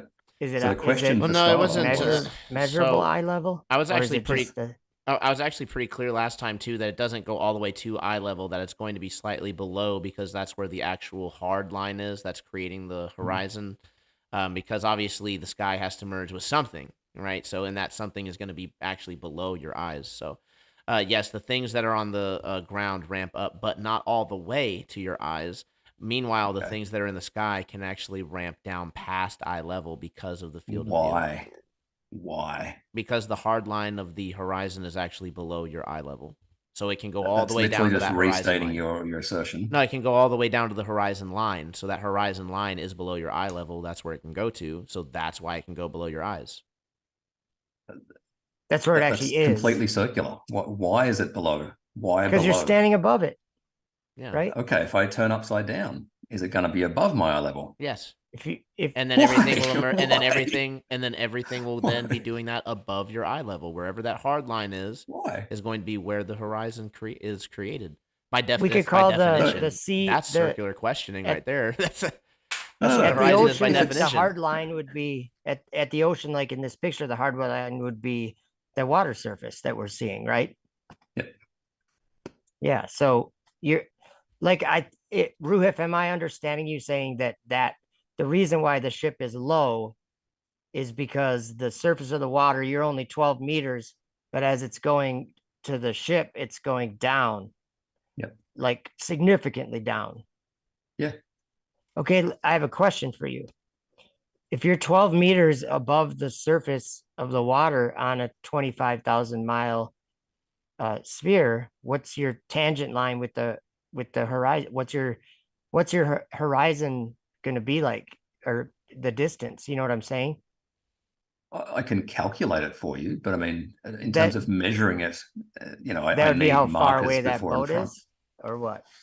I mean, pretty close. I can give you an approximate based on the angle. Okay. But it's hard to measure the horizon unless you have objects in front and behind at known distances. How many? But you were degrees? 12. You were 12 meters above, right? I'm gonna look something up while we're talking here. I was gonna ask, how many degrees is that boat below the level line? Sorry, the horizon. The horizon would be about probably 0.12 degrees. There you go. Isn't this the same thing we see in fish tank with the sugar water? Like if we were to take the crosshairs and pretend they're the green laser point, and after we add the sugar water, then it starts rising up in accordance to the rest of the background. It's the same thing we see. The way y'all describe refraction, it works perfectly in a flat fish tank. 1671. So that ship, if it doesn't look like it's being hidden by the water, that ship, I'm guessing, should be. It is getting hit by the water. Yeah. I didn't really. It's a little fuzzy, but yeah, it is. Yeah. It doesn't okay. Seem like so it is. then, from 12 meters, you have a horizon at about 4 miles. You can actually clearly see the boat line lower than the horizon line. So, how many miles would you say the boat is away? About 10? Oh, I've got that data somewhere. This is from 2020. I just grabbed it. Do you have a guess? Do you have a guess? Like just a guess? 20 miles. 20 That's miles. the boat anyway. It's called the Amami K. I've probably got the distance here somewhere. What's the height? Oh yeah, it would be something like 7 and that thing would miles. definitely be sunk into the water too when it goes out there. By the way, why do we never talk about that? There's waves and swell What do you mean, too. sunk? Yeah, so when tankers go out to sea, it's a known thing that they, in order to balance out, they take on some water and it lowers them down lower to the what the heck is it? The surface of the water by a little bit. The draft line. Yeah. So in any way, yeah, we would expect the bottom of the boat to be covered, right? And this never gets brought up. But you see how much we can see of the boat, right? We're only seeing about here up to the bridge. It looks. What's the elevation of the instrument? 12 meters. 12 meters, so above the boat. Yeah, it looks like we're seeing the whole thing. I'm gonna be honest. Come on, Skylar. Come on, Jam. Whole kit and caboodle, top to bottom. Okay, let me just show everyone in the chat the actual boat. Okay, we can't even see the cranes. Yep, you can see those cranes. What do you mean? Top, how could and then you can see the bottom? How could you not see the cranes, but you can see the bottom of the boat? And you can see it all compressed too. Like you can see you see the cranes. It looks right like the on whole top. boat. Why are you so disenchanted? Okay. What? Maybe how can you claim you don't see the whole boat? I don't get it. Look at the red Are you stack. saying that's just the tall part right there, and the rest is hidden? Yes, of course it is. No, look at the red stack. Can you show us the other image again? Yeah, look at the red stack, and then look at all this underneath. Okay, it. I can see what he's saying. I can see what he's saying. Nah. So that boat, you're just saying the gray part is below the water line. Yeah, no, most you can of the see white the part changing is in as level. well. You can't claim that because I don't can see see why the you different levels wouldn't on the boat in this picture right here that we're looking at. You can and see you're magnified 1, big time, 2, right? 3, 4 different levels of the boat. Let's go back to the picture. I can count 4 different levels there too. Sorry, what are you looking at? I'm looking at the boat. What? If I can see what you're I'm just not pretending to not see a bunch of the boat that we're clearly seeing, right? And I'm gonna let's point call it it the gray part of the boat and the white part of the boat, because that I think I see what Ruhif is. Go to the other image, Ruhif. The bottom part of the boat is kind of gray. Would you agree? Yeah. Oh, okay, so gray in color, and these booms are gray. Okay. And then this is white and red on the tall part, right? Right. Are you claiming that you see the gray part in that photo? No, go back to your image. Goodness, this so is obviously... the white part and the red part right there. I don't see the gray part. What are you talking about? Well, I'm going to disagree with you completely. Go back to the image. What? This is so clear. The Okay, close so up. first off, The before you close-up. click over, you see the gap in Right. between, like next to the red pillar. You see the like square Yeah. little gap Just there. here? Okay, keep Yep. that in Yep. mind. Look at that distance below. Keep in mind the angular size, right? Like how much that will change with distance. All right, now go to the other picture. Yeah, we're seeing that. That's what Okay, we're so seeing. you see those I cranes? can- You see those cranes, how they're lined up? That's Yeah. what's Yeah. making that square. It's the only thing on this boat that can make that square, and that means you have to be seeing this base of the boat here, and you're also seeing, although compressed, you're also seeing this big white part here and the red Go pillar on. on top. Come on, Skylar. Which So way is the Ruhif, boat sorry. so facing? obvious. I got to go with Ruhif on this one. I see a This I is see a insane. boat. I see a boat. At first, I thought this was just a white boat. I didn't see the other image that you showed. Yeah. But I can see what Skylar's saying. Like if that horizontal white part there kind of that goes into the line on the right side, like that kind of looks like it could be those cranes. But I What think else- that this red part, What else would I make think that this square, is just dude? the top of the boat. What else would make that square? That has to be the What? cranes. Hang on. What do you think the orientation is of the boat? Like, are we looking straight along the length, or are we looking at it side No, on? we're We're not looking at it from the right. It's kind of a little bit at an angle, but we're definitely not looking at it straight on the side. That's definitely not the Okay, case. but which way? Like, you're claiming this, which is obviously water. You're claiming that's the hull of the boat. Is that correct? So this is a black swan, right? You say the viewer height is Hold on, 12 meters. Why are we 12 pointing at the meters, yeah. whole horizon and saying and asking me if that is the boat? What? No, Well, so you said you can see the gray part. Where's the gray part? hold on. The horizon should be besides on a ball. The horizon should be about 6.5 miles Yeah. away. I said 7.4 or something. Sorry, at 12 meters. How far is it? It's like 7.4 if you're looking like 20 miles or something like that. But Okay, cool. About maybe 7, a little bit so the less. boat's like what, 8 miles away? Something like that. I don't know how far the boat was. Yeah. Maybe 9. You said it's 20 kilometers. Well, he was guessing. Oh no, I was guessing. He was complete just guess. it was just a rough guess. Okay. Yeah. All I can work off is the angle down to the horizon, and that matched. I agree with the matched the viewer height. I agree with So the this metaphysician that it's that the back is what's facing us for the most part, but it's like it's a side view, but the back is what's closest to us. It's a little bit angled. So that's okay. So what I'm really hung up on, I haven't heard an explanation for, right? If this little square gap is not created by the cranes, then what is it created by? Magnification. Oh. Same thing happens in a fish tank when you add sugar water. Magnification of what though? Like, Let's go back to the boat. Hold on. yeah, what is making that square on that boat? Could it be that? No, not even close. But you took these pictures or that picture, right, Ruhif? Yes. So yeah, you think it's And- more likely that in front, because it's look at the orientation of where it is compared to the red thing, right? It's clearly the cranes making that rectangle. There's Maybe they nothing else raised the can do. crane. They raised the Let's say cranes it up. is. That's what it was. They raised the cranes up as it sailed away. You didn't notice, and that's what we're seeing. Let's assume that it is the cranes, the top of the cranes that you're seeing. Are you suggesting that you can see the gray hull of the boat? I'm not, but The gray. What are You're you talking trying to about the prove part here? that says a mommy Yes. K, right?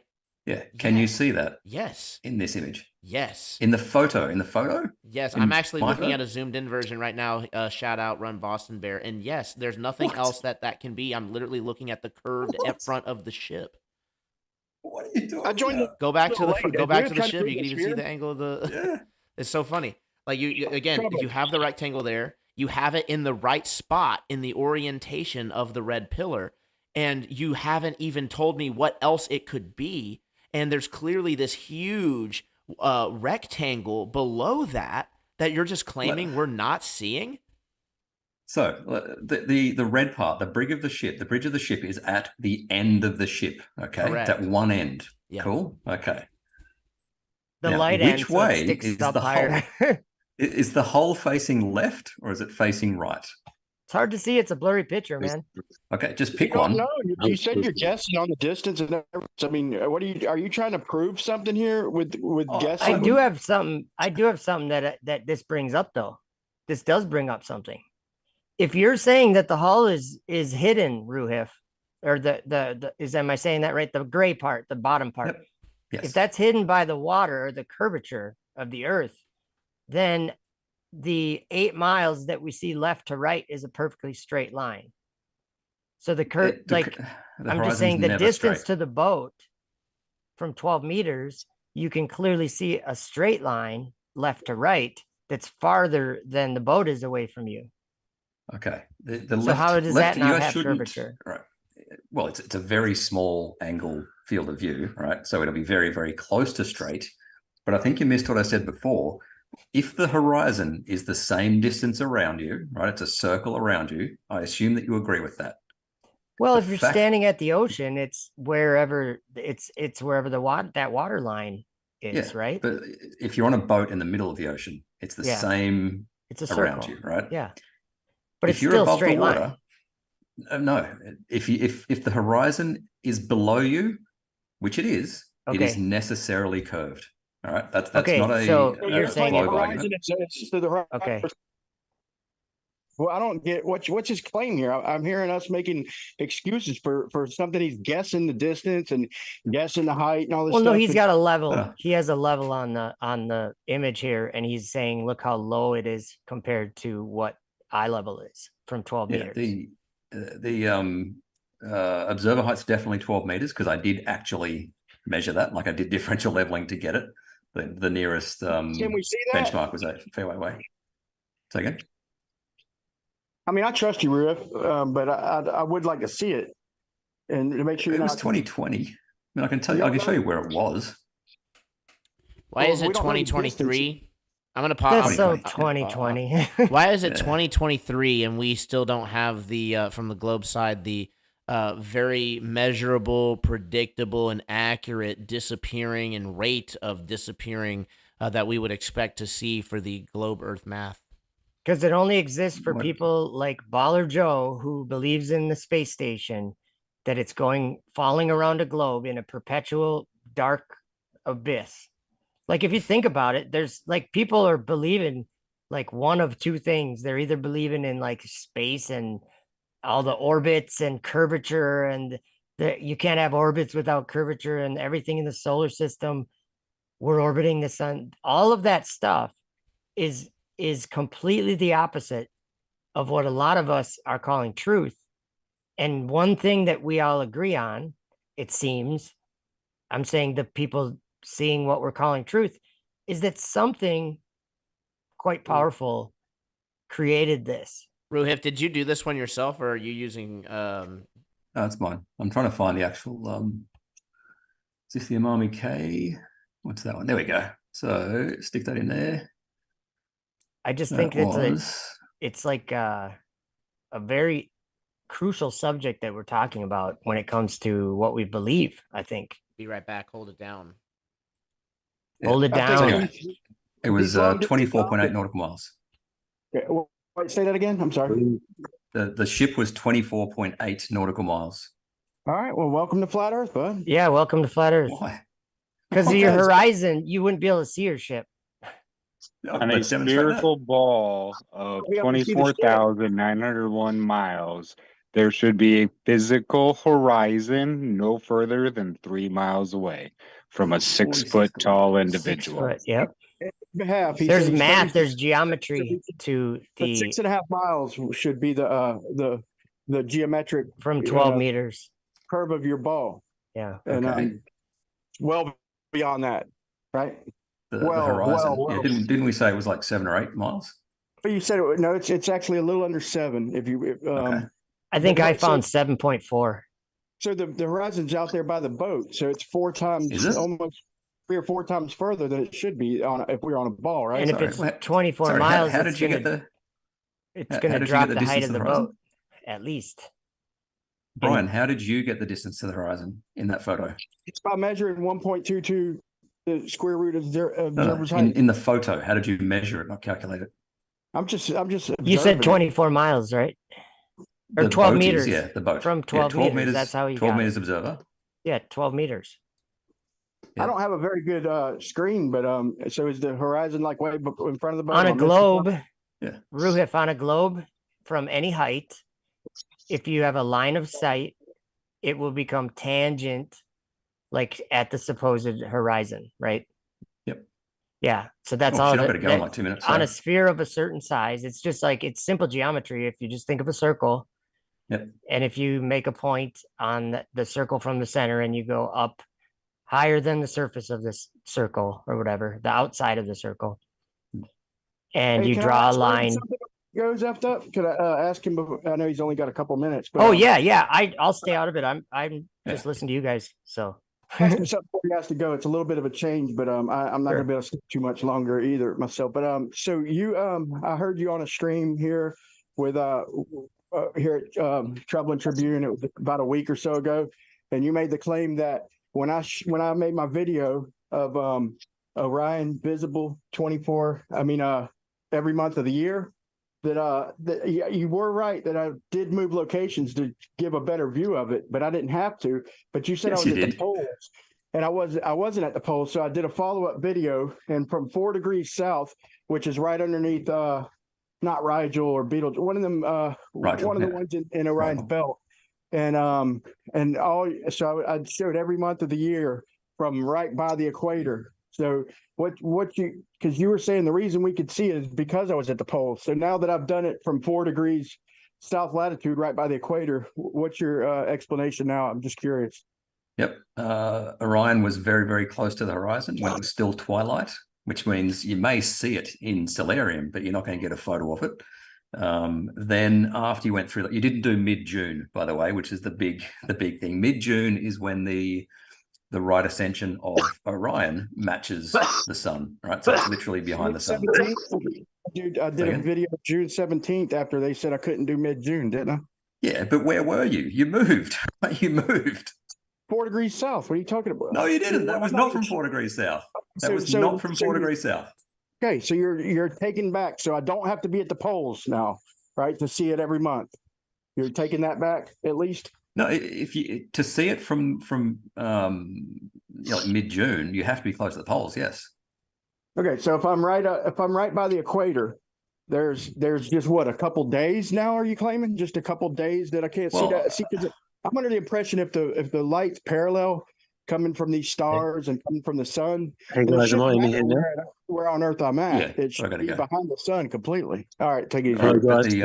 Guys, am I in here now? Can you hear me? Yes. Yeah, but I've got to go. So okay, Brian, hold on. Yeah, go quick. Hold on, Ruhif. You're saying that boat's 24.4 or 24 nautical miles, right? Yes. That's what you said. Yep. Okay, from 12 meters high, 24 nautical miles is about 280 feet of curve. Okay. Okay, so that ship, there's no way that ship at absolute most is about 120 feet high. No, I think they're pretty tall. I'll anyway, I'll do the math on it when I get back. I gotta run. Bro, I'm filming ships every single day, and I'm telling you right now, that ship is no more than absolute maximum 150 feet high. Okay, anyway, I'll be back no ship in about on Earth. Good day, Ruhif. See you. No ship on Earth is over 200 feet high. And that still wouldn't, we wouldn't even be able to see the ship. Did Ruhif just go? I know he had to get going. He had to. Yeah. Well, once I came on and started giving him that. Also, coming back. If you actually zoom into his picture, you can clearly see the hull of the ship. You can see the hull of the ship, and you shouldn't be, if it's 24 miles in the distance and he's 12 meters, like you said, the drop is like 200 and something feet. It's 281 feet. Welcome to Flat Earth. So we were definitely and then the Flat Earth with his own image that he's displaying. Yep. It reminds me of the lake I live by is Mille Lacs Lake. I live like 60 miles from it, but it's at the widest part. It's almost 20 miles wide, and you can stand at the shore, especially when it's not windy. You can stand at the shore and just point your camera at the houses on the other opposite shore. I mean, you get like 20 miles, you can't even make out what a house looks like, but you can see the trees on the shore. You know what I mean? And they're maybe what, 50 feet high, 60 feet high. I don't know. But Yeah, well, like he literally just debunked himself. yes. Hey guys, I'm gonna jump off here. I gotta snap a picture of this moon before I lose it. There you You go. guys have a great one. There you go. Yeah, good call. Yeah. I got to do that too. It is typically Yeah, you should bad have, form to attack a warrior while he's not on the battlefield anyway, while his back is turned. So I thought Ruhif was he was like being honest. You know what I'm saying? He's thinking one thing and then we were thinking another thing, and I could see what he was saying. But when Plain Reality did the math, that's like Ruhif and guys like that, they'll want to stick to the math until you say something about the reality when it comes to math. So Yeah, well, I mean, if you've got 280 feet of curve, then that thing should have been over 100 feet out of view. Yep. You know, and Wow. even if the bottom of the boat is disappearing, that like he knows how far he was zoomed in, and the angular size of that boat was very small. And like if you're 12 meters up in the air, there's still waves that are close to you that are going to cover that boat eventually. I don't know how they don't get I don't that. think it's not necessarily the waves that would have been the issue. It's just purely the fact of at the end of the day, you just don't know what the refraction is doing on the day. Yep. So wasn't it Ruhif who claimed that there's wasn't it Ruhif who claimed that there's always refraction over the water at the surface? Yeah, and if his instrument's leveled out, the crosshairs appear. I use an auto level almost every day in my trade, but so if his and the crosshairs are well above the ship, then even they would say refraction. But if the way they claim it works is the light refracts toward the denser medium downward, they show that with sugar water in the fish tank. But if you watch any one of my videos where I show the little green laser dot, as you lower down toward the bottom, toward line of sight, like if you're at the surface of Earth with line of sight, we see the laser go higher and higher. So if they're representing the crosshairs, the lower we get to the ground because of magnification or refraction or whatever they want to call it, they're literally demonstrating how it works on a flat Earth. So the crosshairs represented by the laser would get higher up in the image, the lower toward the ground you are. So they're proven flat Earth, in my opinion. But they think they own this thing called reality. Like, you know, we see the sunset and they say that proves it. You can't have a sunset on a flat Earth. And you're like, you're not thinking. You're not thinking. I can't believe that they doubled down, both Brenda and Ruhif, that there is no horizon unless the Earth has a geometry to it to obstruct. And it's like, yeah, this is but literally that's not what they say in other conversations. Well, I dropped the link in the I dropped the link in the chat earlier, and that's of a ship that's at 4 miles away, and I was 28 feet high, and the ship was just past the horizon, and the horizon once again should have been 7 miles away. So if you've got a horizon at 4 miles when it should be 7 miles, then that's proving, for starters, that the horizon has nothing to do with Earth curve, and two, there would be horizon if on a flat Earth, like because the horizon is purely optical. Well, here's the thing. I don't know how else they would think it would look. Well, here's the thing that you guys just keep missing, right? All flat earthers miss this. I don't know if it's your fault or if it's a failure of the education system, but you must know that sometimes the Earth's radius is only 2,159 miles. Sometimes it's 6,789 miles, and sometimes it has an infinite radius. Depends on if the math works out. It just depends on depends on the conditions of the day. Yeah. Yes. That's good. But also just think about when it comes to like those crosshairs that he had. Clearly, those crosshairs. I mean, that ship you were seeing probably at least 70 or 80 feet of that ship still. So those crosshairs were about 7 ships up? Yeah, like now, 6 or 7. Yeah. Now, what about when we have observation from 120,000 feet high and the horizon is at almost eye level? But if at only 12 meters he's showing like 100 feet different through a 300 or 400 feet difference, what would it be from 120,000 feet. The horizon would be clearly way below you. That's a It good should point. be, but All it's not. right, I got to throw this out here, and then we're gonna go around the panel so we can wrap up the show because we are pretty late into the night. But shout out to Shane St. Pierre for sending me this. It is a paper that is actually from. It's really fitting because when we were talking with Ruhif, right, the whole Marconi thing came up, and even people in my chat at TikTok were arguing. It's like, no, Marconi actually did think there was an ionosphere. He cited Gauss and all this other stuff. This paper here prove. You know what? Can I actually bring it? No, not for everybody. Jeez. Oh well. I guess I take my word for it for right now. Maybe I'll post a video on it later. The headline is "Proves the Earth is Flat." Says Canadian of the wireless telegraph test by Marconi, city clerk McClelland, a disciple of the flat Earth theory, and just goes on and on about that experiment. How they thought it proved that the Earth was flat. So it's from 1902, talking about the 1901 experiment. So we'll go ahead and post that up here soon. Yeah, that sounds interesting. Yeah, it's pretty funny. So, yeah, with that being said, I appreciate you guys coming on. I appreciate the chat and audience. Let's go ahead and give everybody their round. Let's get the heck on out of here. Yeah, big shout out to Shane St. Pierre, Peace Audits, and Witsit. All them guys doing a lot of work. They claim that Gleason, they try to claim Michelson, and all these guys didn't believe in a geocentric flat Earth. I 100% disagree. If you could check out some of my videos on this subject here at Flat Earth Test. And I appreciate you having me, even though I joined late. It's always a pleasure, Skylar, and peace out.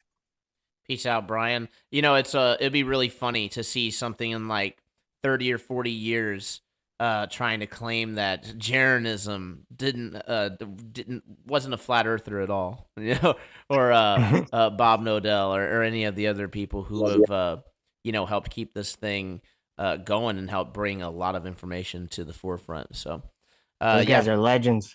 Absolutely. Whoever wants to go next. I'll go next. I just showed up even later than Brian did, and he said he was late, so that makes me feel really late. But no, I just saw you guys were going. I wanted to say hi. I was actually live earlier on my channel, and then right when I got done, I was like, "Hey, Troubling Tribune's on." So I've been watching your stuff, but it's like I haven't been making it on time or something. So I got to get on it. But yeah, thanks for doing the shows. That's bullcrap. Hit the bell. Hit the bell. No kidding. Thanks, guys. Thanks for coming on, Joe. No man. You're always a pleasure to have on. Yeah, no worries, and thank you. I only just jumped on when I heard him mention that it was 24 nautical miles away, and I'm like, that's ridiculous, So I just thought I'd quickly jump on to just try and challenge him on that. But then obviously he just took off the moment I started telling him it was 280 feet. It's like, oh no, somebody who can check the math. Oh shoot, let's get on out of here. I gotta go. So real quick. Well, and also someone who's literally been out filming ships for the past 180 days. So, when it comes down to that, I could see that you could definitely see the hull of that ship. So it's like, don't piss in my ear and tell me it's raining, basically. Dude, there was no question that you could see the hull of that ship. I cannot believe they tried to argue that you couldn't see that. That's why I was so confused by the question. It's like, well, what else are we looking at? Yeah, you should have just told him to zoom in on it. You should have said zoom in there. It's like, because it was clear. We'll get him to bring that same picture up next time and make sure he zooms in on it.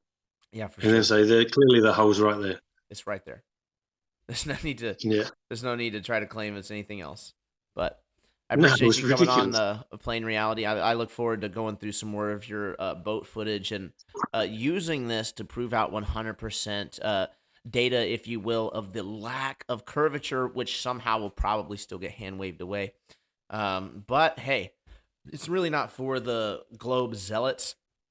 It is for the open-minded audience members. So if you are new to finding this channel and you find it of value, then please definitely share the show. There are lots of people out here who do not know about us yet, and we would definitely like to get this message out here. So lots of good information to be found and a lot of good guests who know a lot of great things. So without sounding too redundant, I do want to go ahead and end on that note. Anything else you want to say, Plain? No, that's all, man. Sorry, I would get out of here, but I can't find the leave button. But thanks anyway. No worries, man. I'll go ahead and end the meeting, folks. Don't go anywhere. You know we are going to Take it easy. end. Thank you. Peace out. You know we are going to end with some music. So let me go ahead and get on the heck back over here to my safety page. Is there anything that I'm missing over in any of the chats? Make sure that everybody gets their due. We do appreciate you. Run Boston Bear over on YouTube. We appreciate you, man. Much love. Thanks for all that you do, bro. Lifting you up often as you journey forward. Good night, fam. Good night to you as well, Run Boston Bear. Nice words indeed. Let's go ahead over to Rockfin. Man, lots of stuff happening over on the Rockfin. Leland has just been crushing it. That is what is up, my friend. Thank you for the generous donations. You helped really make this show, my friend. All right. Anything that I'm missing? I don't think so. All right, guys. With that, I do want to bid you all adieu. We will see you. I'm pretty much going to be doing a debate every single day. I don't know if I'm going to post them every single day, so you definitely want to follow along on the TikTok if you can. If you care about the Chinese spying on you, then again, feel free to just keep catching the shows that you can here and on Rockfin. We most likely will continue to post them, but we got to do something for the members only, of course, so keep that in mind. And if you haven't joined as of yet, what better time than to go ahead and throw your hat in the ring and become a part of the Tribune tribe, right? So that we can produce even better content moving forward. But that's all for now, folks. I will see you, if not Wednesday, I will see you Thursday for sure for the Globebusters Tech. You're not going to want to miss it. We're going to be diving on into the gyroscope situation. So definitely don't miss that. And I will see you guys next time. Peace out.